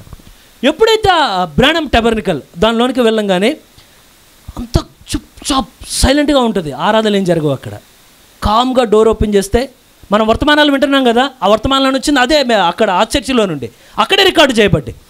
ఎప్పుడైతే డోర్ ఓపెన్ చేయగానే పాత బుక్కులు నిలబెడితే ఎట్లాంటి వాసన వస్తుందో చర్చిలో అట్లాంటి వాసన వస్తుందంట. అది ఎక్కడ వస్తుందంటే లైబ్రరీలో వస్తుంది. స్మెల్ చూసి లోపలికి ఎప్పుడైతే అడుగు పెట్టంగానే వాళ్ళు చెప్తున్నారు గట్టిగా మాట్లాడికి, ఇక్కడ గట్టిగా ప్రార్థన చేయక. లోపలికి వెళ్ళంగానే ఆ లోపల ఆ ప్రవక్త నిలబడిన బలిపీఠం ఆ చుట్టూ అవన్నీ చూసి అతను తిరిగి బయటకు వచ్చి ఏం చెప్పాడంటే, బ్రానమ్ టెబర్నికల్ ఒకరోజు దేవుని ఆత్మచేత నింపబడిన స్థలం అది, దేవుని దూత దిగివచ్చిన స్థలం అది, దేవుడే స్వయంగా దిగివచ్చి వర్తమానాలు ఇచ్చిన స్థలం అది. కానీ ఈరోజు అదొక మ్యూజియంలా మిగిలిపోయింది. మ్యూజియంలో శక్తితో ఉండవండి. అప్పుడెప్పుడో 1900 లేకపోతే 1500 శతాబ్దంలో పలానా రాజు ఎంతో జయించాడు అని కత్తి అలాడిస్తూ ఉంటారు. దాంట్లో మనం వెళ్ళి రాజు ఉండడు అక్కడ, ఆ గ్లోరీ ఉండదు, ఆ మహిమ ఉండదు. చూసి అప్పుడు జయించారట. అప్పుడు కొంతమంది క్రైస్తవుల జీవితాలు కూడా అప్పుడులాగా మ్యూజియం లాగా మారిపోతాయంట. ఎందుకనంటే వెళ్ళంగానే ఇది వరకు ఎలా ఉండేవాళ్ళంటే అప్పుడులో మేము అసలు ఎంత భక్తి జీవితంగా, నువ్వు మ్యూజియంగా మారిపోయావు. ఒక ఆమె నేను మనసునా అండి, భక్తి జీవితం ఒక మ్యూజియంగా మారిపోయింది. ఏమనంటే అప్పుడులో జరిగింది. కానీ దేవుడు మ్యూజియంలను కోరుకోవట్లేదండి ఆయన దిగిరావడానికి, సజీవమైన ఆరాధన స్థలాన్ని ఆయన కోరుకుంటున్నాడు. ఆయన ఎంతమంది అటువంటిది కోరుకునే వాళ్ళు? ఎందుకంటే కాలేబు ఏమన్నాడంటే మోషే పంపించిన నాడు నాకు ఎంత బలమో నేటికి నాకు అంతే బలం ఉంది. ఆమేన్. అటువంటిది కోరే వాళ్ళు ఉన్నారా? ప్రభువా నాతో నీకు ఉన్న భక్తి సంబంధం ఒకరోజు సాగకూడదు, ఇది మొన్నటికన్నా మళ్ళా నిన్న పెరుగుండాలి, నిన్నటికన్నా ఈరోజు పెరుగుండాలి, ఈ రోజుకన్నా రేపు పెరుగుండాలి. ఎవరైనా ఆశించే వాళ్ళు ఎవరైనా ఉన్నారా? దేవా నన్ను ఉన్నదానికన్నా ఎక్కువ లోతైన స్థితిలోనికి తీసుకువెళ్ళమని. నేనైతే అనుదినమన్నా ఓకే, కానీ అది నన్ను ఎల్లప్పుడూ నిలబట్టలేదు. నిలబడి ఉంటే దేవుడు అందరిని నింపుతాడు ఆత్మచేత. నేను దాన్ని కోరట్లా. ఎందుకంటే ఈ మరుగై ఉన్న మన్నా ఎప్పుడు బయలుపరచబడుద్దంటే పరిశుద్ధాత్మ బాప్తిసం పొందిన వ్యక్తికి మాత్రమే దాని రుచి ఏంటో తెలుస్తుందండి. బయట ఉన్న ఏ వ్యక్తి దాన్ని అర్థం చేసుకోలేడు. ఎంతమంది తినడానికి ఇష్టపడుతున్నారా? దేవుడు దయ చూపించిన గాక. దేవుడు మన మ్యూజియంలా ఉండకుండా సజీవమైన ఆరాధకులుగా మనం ఉంచును గాక. మన భక్తి జీవితం సజీవమైనదిగా దేవుడు మార్చును గాక. ఎంతమంది ఇష్టపడతా ఉన్నారు? అయితే ఇక్కడ ఒక విషయాన్ని నేను చెప్తాను, దయచేసి గమనించండి. ఇదేమి నేను మీకు అర్థం కాని విషయం కాదు, చిన్న విషయాన్ని చెప్పి నేను ముందుకు వెళ్ళిపోతా. ఎప్పుడైతే ఈ అహరోను కానీ బయట ఉన్నవాడు లోనికి వెళ్ళేటప్పుడు ఆ చుట్టూ ఇతను ఎన్నిసార్లు వెళ్తాడు అతి పరిశుద్ధ స్థలంలోనికి? ప్రధాన యాజకుడు అయితే సంవత్సరానికి ఒకసారి. మరి కొన్ని విషయాల్లో మిగతా అవకాశాలు కూడా ఉన్నాయి. ఎప్పుడంటే వాళ్ళు ఆ వాగ్దాన అరణ్యయాత్రలో వెళ్ళేటప్పుడు వాళ్ళు కొన్నిసార్లు గుడారాలు ఓపెన్ చేసి మళ్ళా తీసి మరొక స్థలంలో వేయాలా? ఎందుకంటే అది మోషే చెప్పినట్టు కాదు. అగ్నిస్తంభం పెట్టి నడిపిస్తే వాళ్ళు అట్లా నడవాల్సి ఉన్నారండి. ఒకవేళ అగ్నిస్తంభం కానీ ఇక్కడ తీసేయమంటే వచ్చే సంవత్సరం వరకు వెయిట్ చేయరు. ప్రధాన యాజకుడు వెళ్ళి వెంటనే దాన్ని మళ్ళీ ఎక్కడికాడికి కంప్లీట్ చేసి మళ్ళీ వస్తాడు. ఎంతమందికి అర్థమవుతుంది? ఎప్పుడైతే ఈ అహరోను లోనికి వెళ్ళి ఆ మరుగైన మన్నాని ప్రవక్త చెప్పినట్టుగానే ఒకవేళ అతను కానీ అలా గుప్పెట్లో పట్టుకొని దాన్ని కానీ రుచి చేస్తే ఎంత బాగుంది అని ఎప్పుడైతే ఆ తెరని ఇలా దాటి బయటికి రాగానే అక్కడ తన కుమారులు కనబడతారండి. అహరోను కుమారులు ఎవరికైనా గుర్తున్నదా? నాదాబు, అబీహు, ఎలియాజరు, ఈతామారు. ఓకేనా? ఎంతమంది గుర్తుంచుకోగలరు? నేను మీకు వాక్యం అంతా అయిన తర్వాత మీరు రిఫరెన్స్లు చెప్తానండి వీటన్నిటికీ, ఎందుకంటే ఇప్పుడు చెప్తే నేను అంశాన్ని తాకలేను. నేను ఎప్పుడైతే ఈ నలుగురు ఉండగానే ఈయన బయటకు వచ్చిన తర్వాత అక్కడ నిలబడి చూసినప్పుడు లోపలికి వెళ్ళి వచ్చి ఏమంటాడంటే, ఆహా ఒకేలా అంటే ప్రవక్త చెప్పిన కోడ్ బేస్ చేసుకొని చెప్తున్నా, ఎలా ఉందో ఆ మరుగైన మన్నా, బయట తినే మన్నాలా లేదు, చాలా గొప్పగా ఉన్నదని చెప్పగానే ఒకవేళ కానీ ఇక్కడికి ఉన్న నాదాబు విని, అయ్యా నాకు కూడా కొంచెం పట్టుకొస్తావా అంటే ఏమంటాడు, దాన్ని నేను లోపల కలిగి ఉండగలను కానీ ఆ తెరను దాటి ఎన్నడూ నేను బయటకు తేలేను దాన్ని. కానీ ఒకటి చెప్పగలడు, నేను దాన్ని బయటకు తేలేను కానీ ఇంకొక దారి ఉంది, నేను తేలేను కానీ నువ్వెళ్ళే మార్గం ఒకటి ఉన్నది. ఎప్పుడయ్యా అంటే, నేను ఎప్పుడైతే చనిపోతానో నువ్వు కానీ సరిగ్గా జీవిస్తే, నువ్వు తర్వాత ప్రధాన యాజకుడిగా మారితే, ఎక్కడికి నేను వెళ్ళి వచ్చానో ఆ ప్రదేశంలోకి ఇప్పుడు నేను విడిచిన ఆ వస్త్రాలు, ఆమేన్, అభిషేకించబడిన ఆ వస్త్రాలు నీవు ధరించుకొని నీవు కూడా లోనికి వెళ్ళి ఆ మరుగై ఉన్నమన్నా నువ్వు కూడా తినొచ్చు అని చెప్తాడని. అయితే ఏం కావాలంటే ప్రతిష్ఠింపబడిన జీవితం కావాలంట. ఎంతమంది పిల్లలు అహరోనికి? 4, నాదాబు, అబీహు, ఎలియాజరు, ఈతామారు. కానీ ఎప్పుడైతే ఈ నలుగురిలో దేవుడు ఎవరికైనా నెక్స్ట్ పరిచర్య ఇవ్వచ్చు, కానీ నాదాబు అబీహులను దేవుడు అక్కడ మందిరం యొక్క ద్వారం దగ్గర దేవుడు చంపాడంట. కారణం ఏంటయ్యా అంటే అన్ని అగ్నిని తేవాలని కోరారంట. ఎంతమంది నాతో పాటు ఉన్నారు? ఎంతమంది గ్రహించగలుగుతున్నారు? నేను లోతైన విషయం చాలా సింపుల్ విషయాన్ని చెప్తున్నానండి. ఎందుకంటే ఒక అన్యత్వ బోధ ఏం చేస్తుందంటే మరుగై ఉన్న మన్నాను లేకుండా అనేక డినామినేషన్లు బయటే చంపేస్తున్నదట. అది ఎంతమంది కోరుతున్నారు లోనికి వెళ్ళాలని చెప్పి? ఇప్పుడు ఎంతమంది కనబడ్డారు మనకి? మిగతా ఎలియాజరు, ఎంతమందికి అర్థమైంది? నాదాబు, అబీహు, ఎలియాజరు, ఈతామారు. ఎవరిద్దరు చంపబడ్డారు? ఇంకా ఎంతమంది మిగిలారు? 2. ఎవరండి? ఎప్పుడైతే ఈ అహరోను యొక్క యాజకత్వం అయిపోయి, అంటే అహరోను చనిపోయే స్థితిలోనికి వచ్చాడో, ఆ పర్వతం మీద కలంగానే మోషేతో దేవుడు ఏమన్నాడంటే, మోషే అహరోను మీద ఉన్న ఈ వస్త్రాలు ఆ ప్రతిష్ఠించబడినవి ఇప్పుడు వాటిని ఎవరికి ఇస్తావంటే తన కుమారుడైన ఎలియాజర్కు దాన్ని ఇవ్వు. ఎందుకంటే ఎలియాజర్ దానికి యోగ్యమైన వ్యక్తి. నిర్ణయించక మునిపే దేవుడికి తెలుసు అండి. ఎంతమంది గ్రహించగలుగుతున్నారు? ముందే దేవుడికి తెలుసు అతను ఎటువంటి వ్యక్తి అని. ఎప్పుడైతే ఇప్పటివరకు అహరోను చెప్పింది విన్నాడు, ఆమేన్, ఇప్పటివరకు నాన్నగారు చెప్పింది విన్నాడు, ఇప్పటివరకు అమ్మ చెప్పింది విన్నాడు, చెప్పచ్చా, ఇప్పటివరకు పాస్టర్ గారు చెప్పింది విన్నాడు, ఇప్పటివరకు కోటాల్లో చెప్పింది విన్నాడు. కానీ ఎప్పుడైతే తను ఆ ప్రతిష్ఠించబడే విషయంలో తన జీవితం సరిగ్గా ఉన్నదో ఇప్పుడేమవుతున్నాడంటే అతను ఆవరణాన్ని దాటి ముందుకెళ్తున్నాడు. ఎంతమంది అనుభవాన్ని దాటి వెళ్ళాలని కోరుతున్నారు? ఇప్పుడు అతి పరిశుద్ధ స్థలం యొక్క తెరను దాటి ఇప్పటి వరకు వాళ్ళు వీళ్ళు చెప్తా విన్నాడు, కానీ ఇప్పుడు తన చేత్తో తీసుకుని దాన్ని తినగలడు. ప్రతిష్ఠింపబడిన జీవితం మాత్రమే దాన్ని చేస్తుంది. ఎంతమంది కోరుతున్నారు? ఎప్పుడైతే ఎలియాజర్ చనిపోయాడో నెక్స్ట్ ఎవరు ప్రధాన యాజకుడు అవ్వాలి? ఎంతమంది ఈతామారు అంటారు? కానీ మధ్యలో ఒక స్టోరీ జరిగింది. ఏమయ్యా అంటే, మనం వింటున్నాం ఈ సంఘకాలంలో నీలో కొంతమంది బిలాము బోధన అనుసరించే వారు ఉన్నారు. అవునా? మనం విన్నామా గడిచిన దినాల్లో? బిలాము బోధ అంటే క్రిస్టియానిటీ అన్నిటిని మిక్సింగ్ కొట్టి మొత్తం కలిపి కొట్టడం. ఎందుకంటే చాలాసార్లు బంధుప్రీతి పోదండి. మనం ఎంత వాక్యంలో లోతుకు వెళ్ళినా బంధుప్రీతి పోదు. అంటే ఎవరో ఫోన్ చేసి, అక్కయ్య నువ్వు లేకపోతే ఎట్టా అక్కయ్య, నువ్వు రావాలి అక్కయ్య అనగానే మన కష్టాల్లో ఉంటే అక్కయ్యకి మనం గుర్తురాం. మనకి ఎప్పుడు గుర్తొస్తామంటే మన నెట్టే వరకు వాళ్ళకి నిద్ర పట్టదు, వాళ్ళకి తెలియదు ఆ విషయం. వాళ్ళు ఇప్పుడు అక్కయ్య పిలవగానే నువ్వు ఎప్పుడు పిలుస్తావు చూస్తున్నాను చెల్లె అని మొత్తం చదువుగానే వెళ్తాం. కానీ అక్కడ ఒక వ్యక్తి ఉన్నాడు అట్లా చేయని వ్యక్తి. ఎవరయ్యా అంటే ఆ ఇశ్రాయేల్ మధ్యలో ఆ బిలాము ఆ యొక్క బోధన అనుసరించి అనేక మంది ఆ విగ్రహాలను పూజించి ఆరాధిస్తూ ఉంటే జిమ్రీ కుస్బీ అనే ఆ ఇద్దరు ఎప్పుడైతే పాపంలో వెళ్తూ ఉంటే అక్కడే కూర్చొని ఉన్నాడంటే ఒక వ్యక్తి. ఎవరంటే ఎలియాజర్ తర్వాత లోనికి అడుగు పెట్టే వ్యక్తి అక్కడ ఉన్నాడండి. అతను సామాన్యమైన వ్యక్తిగా కనబడుతున్నాడు అక్కడ. ఎప్పుడైతే ఆ వ్యభిచారం వారి మధ్యలో జరుగుతూ ఉన్నదో దేవుడు తెగులు చేత వేల మందిని చంపుతూ ఉండగానే వాళ్ళిద్దరూ పాపం చేయగానే వెంటనే అక్కడ ఈటి బయటకు తీసుకున్నాడు అతను. ఎంతమందికి అర్థం చేసుకోగలుగుతున్నారు దీన్ని? ఏ బిలాము బోధన అనుసరించి వాళ్ళు పాపం చేశారో పరిగెత్తి ఒక్కసారి పడిస్తే పై నుండి కింద లోనికి వెళ్ళి దిగబడిందంట. ఆ విత్తనాన్ని రాకుండా చంపేశాడంట దాన్ని. వెంటనే దేవుడు అన్నాడు, ఓ ఫినెహాసు, నేను ఓర్వలేదని నువ్వు ఓర్వలేకపోయావు, నేను దేన్ని కోరాను నువ్వు దాన్ని చేసావు కనుక నీతో నన్ను అభ్యంతరం స్థిరపరుస్తున్నా.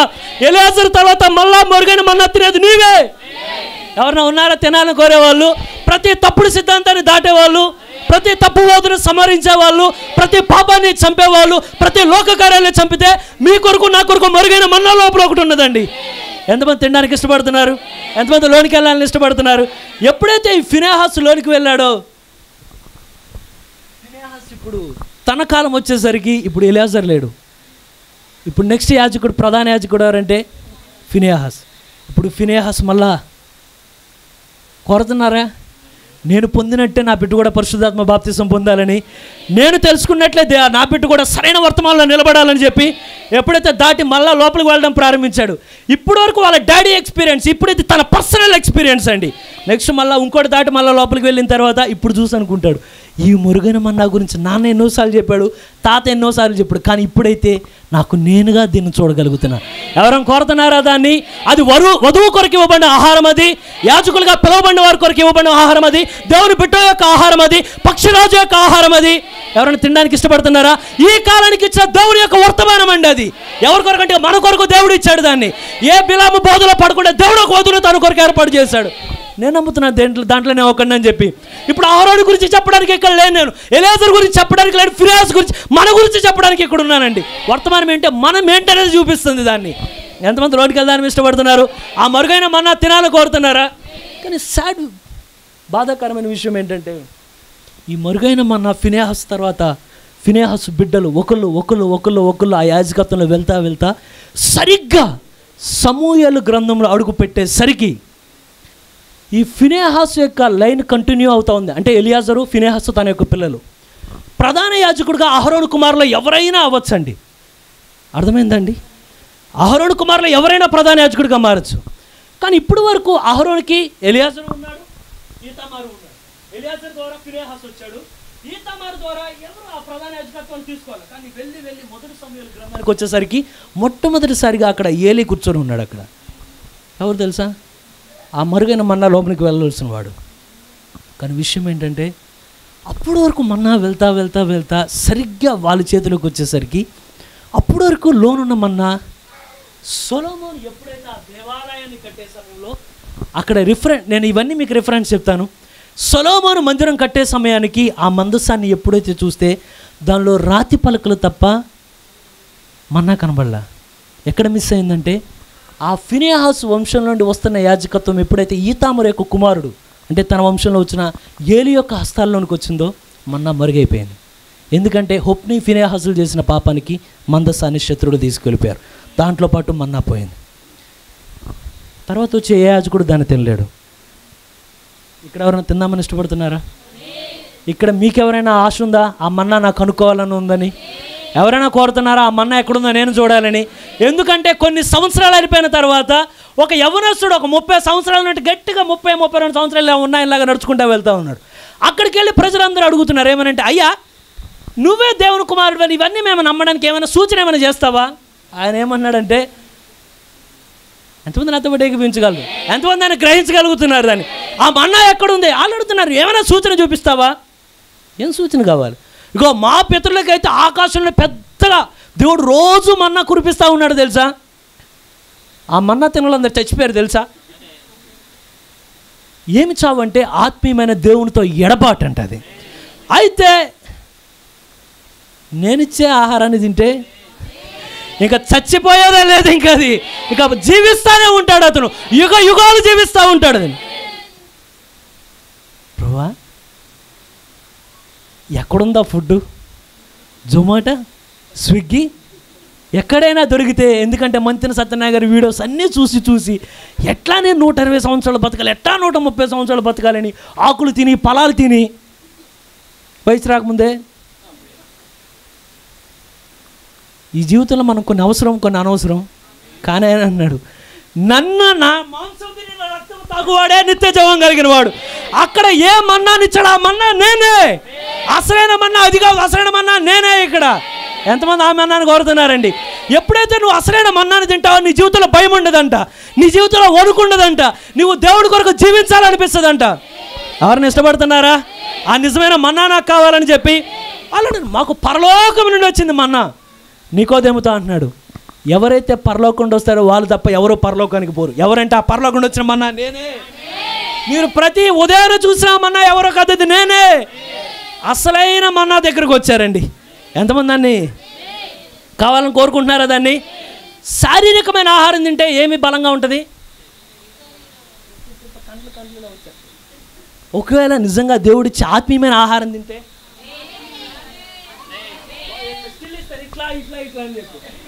ఇప్పుడు మనం ఎక్కడ ఇవ్వాలంటే అక్కడిక్కడ కాదండి. మనం జాగ్రత్తగా ఫుడ్ తీసుకొని జాగ్రత్తగా డైట్ తీసుకొని మన కోసం ఒక పిచ్చుకొక్క ఒకటి ఉందంట. నేను చెప్పట్లా, వాక్యం చెప్పిందే చెప్తున్నా. ప్రవక్త చెప్తున్నాడు, ఒక మ్యాడ్ డాగ్ ఒకటి ఉందంట, పిచ్చుకొక్క. అది వచ్చినప్పుడు మన కండాలన్నీ పిచ్చి నిలబడాలంట. దాంతో సాతాన్ని మించిన పిచ్చుకొక్క ఏది లేదు ప్రపంచంలో. ఆ పిచ్చుకొక్క, నేను చెప్పాలా, మ్యాడ్ డాగ్ అని ప్రవక్త చెప్పండి, మీరే వెతకండి. దాంట్లో మ్యాడ్ స్టోన్ అని కూడా చెప్తాడు ప్రవక్త ఒక విషయంలో. ఆ మ్యాడ్ స్టోన్ అనే దానికి విరుగుడు గురించి. ఎప్పుడైతే అవన్నీ వచ్చినప్పుడు మీరు సరిగ్గా ఈ ఆహారాన్ని తినగలిగితే, ఎవరిని ఇష్టపడుతున్నారా? సుదర్శన్ బయటకు అట్లా కనబడలా, సంసోరు కూడా బయటకు అట్లా కనబడలా. సంసోరు బయటికి ఎట్లా చాలా రొయ్య మీసంలా కనపడుతున్నాడు, కానీ లోనేముందంటే దేవుని శక్తి చేత అతను నింపబడ్డాడు, దేవుని బలం చేత అతను నింపబడ్డాడు. ఎవరైనా మన్నాను తినాలని కోరుతున్నారా? 2400 క్యాలరీస్ కన్నా ఎక్కువ ఇస్తాడండి దేవుడు మీకు. సరైన ప్రోటీన్ వస్తుంది మీ ఆత్మీయ జీవితానికి, సరైన ఫైబర్ వస్తుంది మీ ఆత్మీయ జీవితానికి.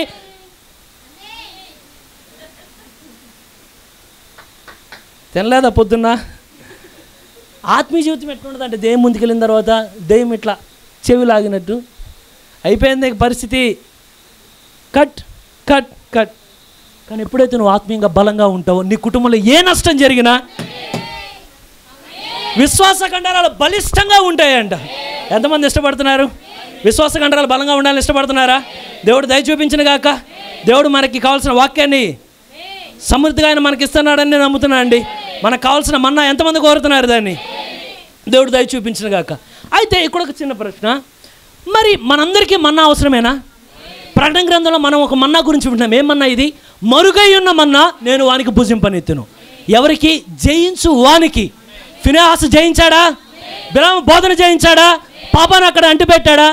మరుగైన మన్నా ఎవరు తిన్నారు? ఇప్పుడు ఫినెహాస్ లోనికి వెళ్ళి ఫినెహాస్ టేస్ట్ చేయగలుగుతున్నాడు. ఎవరన్నా? జయించవానికి మరుగై ఉన్న మన్నా నేను భుజింపనెత్తాను. అయితే మరుగై ఉన్న మన్నా మనకి ఎవరిస్తారు? మరుగైన మన్నా మనకి ఎవరిస్తారు? ఎలా ఇస్తాడు?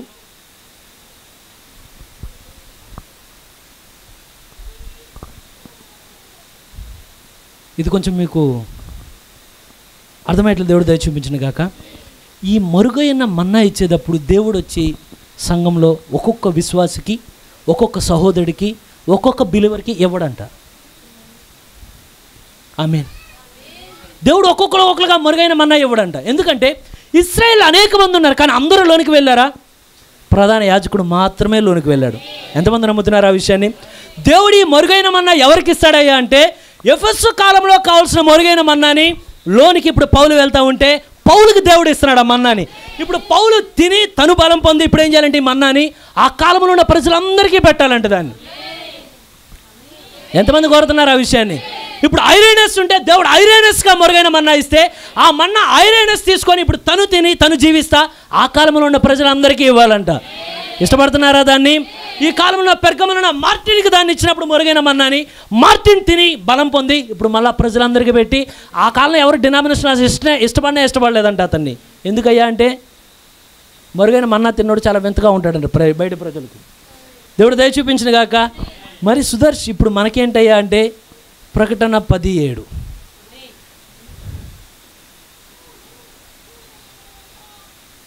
చదవండి ఒకసారి.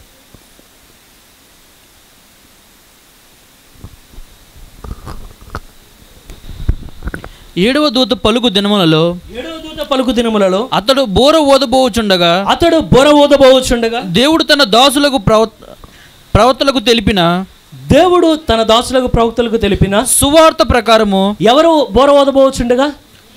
ఏడవ దూత. ఎవరండి? దేని కొరకు అది?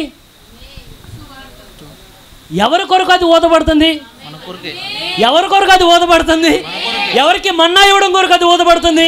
ఎవరికి మరుగైన మన్నా ఇవ్వడం కదా ఊదబడుతుంది? అది ప్రవక్త కొరకే కాదు, అది మన కోసం దేవుడు ఆయనకి ఇస్తున్నాడు దాన్ని. ఆమె ఎంతమంది గ్రహించగలుగుతున్నారు ఈ విషయాన్ని? ఏమయ్యా అంటే ఏదైతే పౌలు తీసుకొచ్చిన తర్వాత కొన్ని ఎంతమంది ఈ కాలంలో అన్ని మర్మాలు విప్పబడ్డాయని నమ్ముతున్నారు? అన్నీ ఈ కాలంలోనే విప్పబడ్డాయా? కాదు. ఎందుకయ్యా అంటే ఒకవేళ అన్ని మర్మాలు ఇప్పుడే విప్పబడుంటే మరి పౌలు ఏం చేశాడు? పౌలు కాలానికి కావాల్సిన దేవుడు పౌలుకి ఇచ్చాడంట. ఆమేన్. ఐరేనస్ కాలానికి కావాల్సిన ఆ ప్రత్యక్షత దేవుడు ఐరేనస్కి ఇచ్చాడంట. అప్పుడు కొన్ని విప్పబడతా ఉన్నాయి. ఎంతమంది నాతో పాటు ఏకీమించగలరు? ఇప్పుడు ఆ కాలానికి కావాల్సింది దేవుడు ఐరేనస్కి ఇచ్చాడు, ఆ కాలానికి కావాల్సింది మార్టిన్కి ఇచ్చాడు, ఆ కాలానికి కావాల్సింది మీరు చేత బాగుండేమో నెక్స్ట్ పేరు లూథర్కి ఇచ్చాడు, తర్వాత కాలానికి వెస్లీకి ఇచ్చాడు. ఈ కాలంలో ఏం చేస్తున్నాడంటే ఆ ముందున్న కాలాల్లో విప్పబడకుండా ఉన్న వాటిని అన్నిటినీ ఈ కాలంలో మన ముందు ఆయన పరుస్తూ ఉన్నాడంట, మొత్తాన్ని విప్పి. ఎంతమంది గ్రహించగలిగారు ఈ విషయాన్ని? ప్రతి కాలంలో ఉన్నది, కానీ అప్పుడు విడవబడిన కార్యాలన్నింటినీ ఈ కాలంలో దేవుడు పరిపూర్ణంగా తన వధువు ముందు పెడుతున్నాడంట. ఎందుకయ్యా అంటే ఎంతమంది అసలు ఇష్టపడుతున్నారు దాన్ని? ఈ కాలంలో విప్పబడ్డాయని నమ్ముతున్నారా? ఎందుకంటే చాలాసార్లు మనం వాక్యాన్ని అర్థం చేసుకునే విషయంలో కొన్నిసార్లు విఫలమవుతాం. ఎందుకంటే మీరు గమనించండి, ఆదికాండంలో పాపం జరిగిందా? అవునా? ఎంతమంది ఆమెనంటారు? పాపం జరిగిందా? వాళ్ళు అక్కడ పాపం జరిగిందా లేకపోతే ఊరికి యాప్లిగా ఏదన్నారా? సరే, పాపం జరిగింది. అది నిరూపించడం వల్ల మీకు నాకు వచ్చిన లాభం ఏంటి? ఇప్పుడు ప్రతి కనబడ్డ వాళ్ళందరితో పాపం జరిగింది. సరే, దానివల్ల నీకేం జరిగింది? అదే ఏమే మనము దేవుడు ఏదైతే తన కాలానికి ఇవ్వబడిన ఆ వాక్య ప్రత్యక్షత ఉందో ప్రతి ఒక్కటి మన జీవితాన్ని పురుకొల్పడం కొరకే అండి. ప్రతి ఒక్కటి దేవుళ్ళ మన కట్టడం కొరకే. అది ప్రతి ఒక్కటి విశ్వాసంలో మన పురుకొల్పడానికే. ఎంతమంది ఇష్టపడుతున్నారు? ఎందుకయ్యా అంటే అక్కడ మనమే నమ్ముతున్నాం, అక్కడ ఖచ్చితంగా రక్తం చెడినది కనుక పడిపోయిన ప్రపంచాన్ని విడిపించడానికి చెడని రక్తం కలిగిన ఒక ఆయన కిందకి రావాల్సి ఉన్నాడు. ఎంతమంది ఇష్టపడుతున్నారు దాన్ని? రూతు దగ్గర ఏమన్నారంటే ఒక విమోచకుడు ఉండవలసి ఉన్నాడు, అతను యోగ్యుడైన వాడై ఉండాలి. ఎవరు యోగ్యుడు? అక్కడి నుండి ఇక్కడి వరకు ఎవరు చేయలేరు. ఎందుకంటే ప్రతి ఒక్కరి రక్తం పాపం అయింది కనుకే దేవుడు కన్యకను తీసుకొని తన రక్తాన్ని పెడుతున్నాడు అక్కడ. అది ఎవరి రక్తం కాదు, దేవుడు తన సొంత రక్తాన్ని పెట్టిన తర్వాత ఇప్పుడు ఆయన వచ్చిన తర్వాత మనకేం నమ్ముతుందంటే అక్కడ ఏం జరుగుతుందంటే విమోచన ప్రణాళిక దాంట్లో కనబడుతుందండి. ఎంతమంది దాన్ని చూడగలుగుతున్నారు? ఇప్పుడు ఏమర్థమవుతుందంటే ప్రభువా పాపినైన నా కొరకు నువ్వు శరీరధారిగా వచ్చావు, చెరలో ఉన్నాను, చెరలో వదిలిపెడితే ఏముంటుంది? నన్ను విడిపించాలనే ప్రణాళిక నీలో ఉన్నది కనుక ఈ కాలానికి కావాల్సిన మెరుగైన మన్నా నువ్వు నాకు ఇస్తున్నావు. ఎంతమంది గ్రహించగలుగుతున్నారు? అనేక కార్యాలు ఉన్నాయి, ఒక్కొక్కటి వివరించుకుంటూ వెళ్తే. అయితే ఫైనల్గా ఒక మాట చెప్పి నేను ముగిస్తానండి. ఈ మెరుగైన మన్నా వల్ల ప్రయోజనం ఏంటి?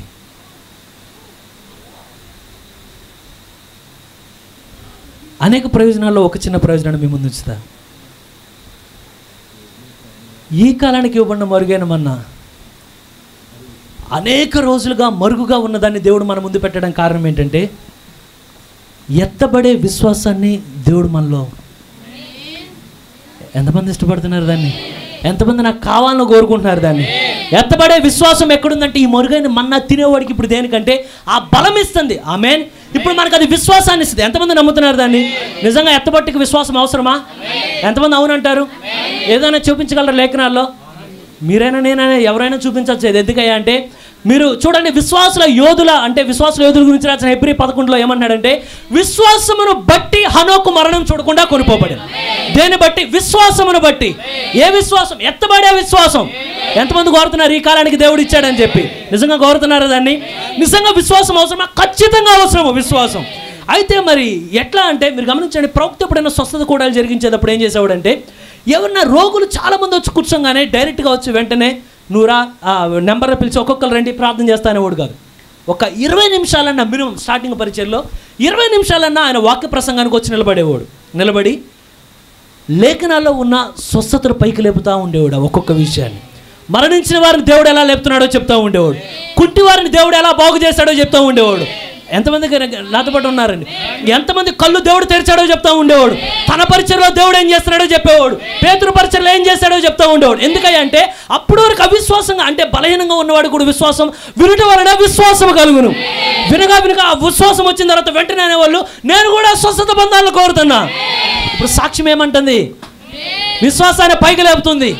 ఆమేన్. ఎంతమంది నమ్ముతున్నారు దాన్ని? ఇప్పుడు వర్తమానం ఏం చేస్తుందంటే మీలో ఉన్న బీజాన్ని మీరు ఎంతమంది నమ్ముతున్నారు దాన్ని? ఆదికాండం నుండి ప్రకటన వరకు మీరు ఏ కాలంలో ఉన్నారో బైబిల్ చూపిస్తూ ఉన్నది. మనం ఏ కాలంలో ఉన్నామో అది చెప్తా ఉంది. మరొక ఉన్న వాక్యాన్ని మనకిస్తుంది. ఓ వధువా ఇక సమయం ఉండదు కానీ వచ్చేవాడు ఆలస్యం చేయడు కానీ he is on the way అని రాబోతున్నాడు. ఎంతమంది ఎలియాజర్ వర్తమానంతో సిద్ధంగా ఉండాలని కోరుతున్నారు? అయితే మరి వాక్యం వినని అందరికీ విశ్వాసం వచ్చేస్తుందా? ప్రవక్త కాలంలో ఎన్నో అద్భుతాలు చేస్తూ ఉంటేనే కళ్ళ ముందు చూసి ఇవన్నీ అది అని చెప్పి వెళ్ళిపోయారు. కానీ ఎవరికి విశ్వాసం చూపిస్తుందయ్యా అంటే ఎవరి హృదయంలో దేవుడు ఆ బీజాన్ని పెడతాడో అది మాత్రమే బయటికి లేస్తుందండి. ఈ వర్తమానం ఏం చేస్తుందంటే ఎవరి గుండెల్లో అయితే ఆ బీజం ఎవరి హృదయంలో ఉన్నదో వారి యొక్క విశ్వాసాన్ని అది పైకి లేపుతా ఉన్నది. అది ఎత్తుపట్టు కొరకు సిద్ధపరుస్తూ ఉన్నది. ఎంతమంది ఇష్టపడుతున్నారు? ఎంతమంది సిద్ధపడదామని కోరుతున్నారు? ఈ మరుగైన మన వారికి వీరి కొరకు ఇది నా కొరకే, ఈ కాలానికి ఇవ్వబడిన వాక్యం నా కొరకే. అది ఏం జరుగుతుందంటే మీ సామాన్యమైన విశ్వాసం ఏం చేస్తుందంటే నేను నమ్ముతా ఉన్న ఆవగించే విశ్వాసం చాలని కోరుతున్నారా? ఒకవేళ మీ సామాన్యమైన విశ్వాసం, ఒకవేళ మీరు ఇక్కడికి ఇలా కుంటుతూ వచ్చి బ్రదర్ పాస్టర్ గారు ప్రార్థన చేయండి అంటే మీ సామాన్యమైన విశ్వాసం స్వస్థత ఇచ్చిన తర్వాత మీరు బలం పొందుకొని వెళ్తున్నారు. ఆమేన్. మీ సామాన్య విశ్వాసం మీ బాడీ పార్ట్స్లో ఒకటి మాత్రమే మారుస్తుంది, కానీ ఎత్తబడే విశ్వాసం మీ బాడీ మొత్తాన్ని రూపాంతరం చెందిస్తుందండి. ఇక full healing, no hospital, no admission, no OP, ఇంకా మీరు చెప్పగలిగిన చాలా ఉంటాయి. నో స్కానింగ్, ఎందుకంటే నో మెడిసిన్స్, నో ఫీజ్, ఎందుకంటే ఇక బ్రదర్ నో డాక్టర్, ఎందుకంటే మీ బాడీ ఏమవుతుందంటే ఎవరిని ఇష్టపడుతున్నారా? బ్రదర్కి డాక్టర్ గారితో ఎక్కువ అనుభవం ఉన్నట్టు. ఎవరిని ఇష్టపడుతున్నారా? అందరికీ ఉంది బ్రదర్, ఇక్కడ ఉన్న అందరికీ ఉంది. ఎవరిని ఇష్టపడుతున్నారా? మరుగైనమన్నా అది మన దేహాన్ని రూపాంతరం చెందిస్తుందా? ఇది నా కొరకైనా నమ్ముతా ఉన్నారా? ఇది ఎవరు మరి ఇప్పుడు అతిపరిశుద్ధ స్థలంలోనికి వెళ్ళడానికి ఎవరైనా ఇష్టపడే వాళ్ళు ఉన్నారా? ఆవరణలో నిలబడద్దు, పరిశుద్ధ స్థలంలో నిలబడద్దు. ఆ మరుగైన ఆ తెరలను కూడా దాటి లోనికి వెళ్తూ ఉంటే లోపల సౌండ్ ప్రూఫ్ అంట, బయట ఏం వినపడవంట. మీకు వినపడకుండా దేవుడు దయ చూపించిన కాక ఈ కొద్ది వర్తమానాన్ని దీవించి ఆయన మీ హృదయాల్లో ముద్రించి మనమున్న వాక్యంతో నిలబడే శక్తిని ఆయన మనకు అనుగ్రహించిన కాక అందరు లేచి నిలబడదామండి. ఆరాధన నీకే, ఆరాధన నీకే, ఆరాధన నీకే, ఆరాధన నీకే, ఆరాధన స్తుతి ఆరాధన, ఆరాధన నీకే, ఆరాధన స్తుతి ఆరాధన, ఆరాధన నీకే, ఆరాధన నీకే, ఆరాధన నీకే, ఆరాధన నీకే, ఆరాధన నీకే. మన్నాను కురిపించినావు, బండ నుండి నిలిచినావు, మన్నాను కురిపించినావు, బండ నుండి నిలిచినావు. యెహోవా ఈరే చూచుకొనును, యెహోవా ఈరే చూసుకొనును, సర్వము సమకూర్చును. ఆరాధన నీకే, ఆరాధన నీకే, ఆరాధన నీకే, ఆరాధన నీకే, ఆరాధన స్తుతి ఆరాధన, ఆరాధన నీకే, ఆరాధన స్తుతి ఆరాధన, ఆరాధన నీకే, ఆరాధన నీకే, ఆరాధన నీకే. నీకే ఆరాధన నీకే.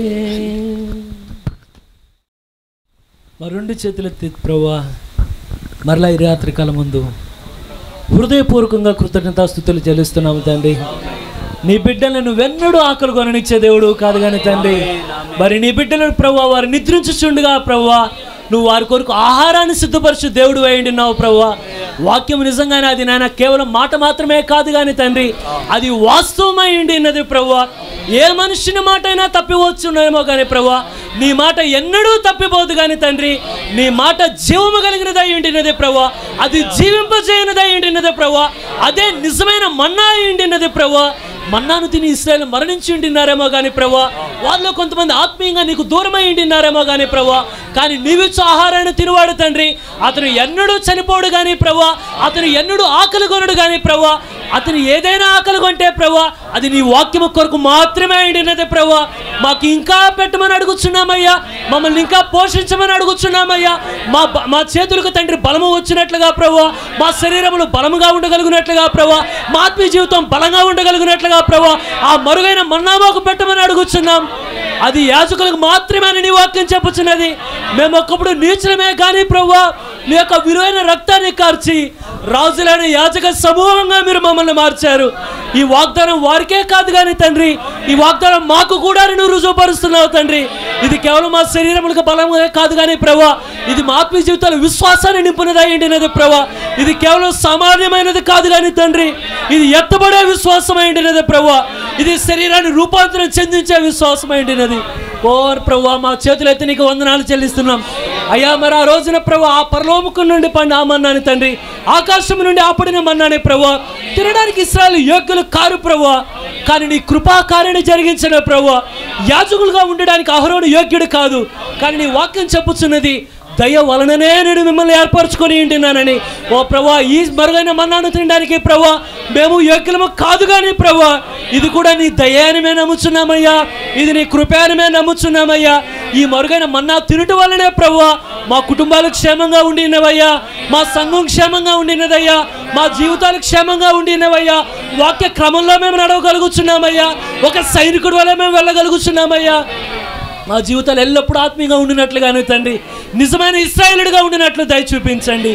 మరి ఆ మరుగైన మన్నాను సేవకుల ద్వారా ప్రభు మరి వర్తమానం చెబుతూ ఉండిగా తండ్రి, మరి 7 సంఘ కాలాల్లో ఉన్న వర్తమానికుల ద్వారా ప్రభు ఆ కాలానికి ఇవ్వబడిన వాక్యం ఇవ్వబడుచు ఉండిగా ఈరోజు ప్రవక్త మా మధ్యలో లేడు కానీ తండ్రి అయ్యా, మరి నేను ప్రవక్త ద్వారా చెప్పబడిన మాట ఉండినది ప్రభు. ఎప్పుడైతే సంఘ కాపరి బలిపీఠం మీద నిలబడి ప్రభు మరి అతను వాక్యం చెప్పడం ప్రారంభించునో ఆ సంఘమునకు అతనే దూతాన్ని నీ వాక్యం చెప్పుచున్నది.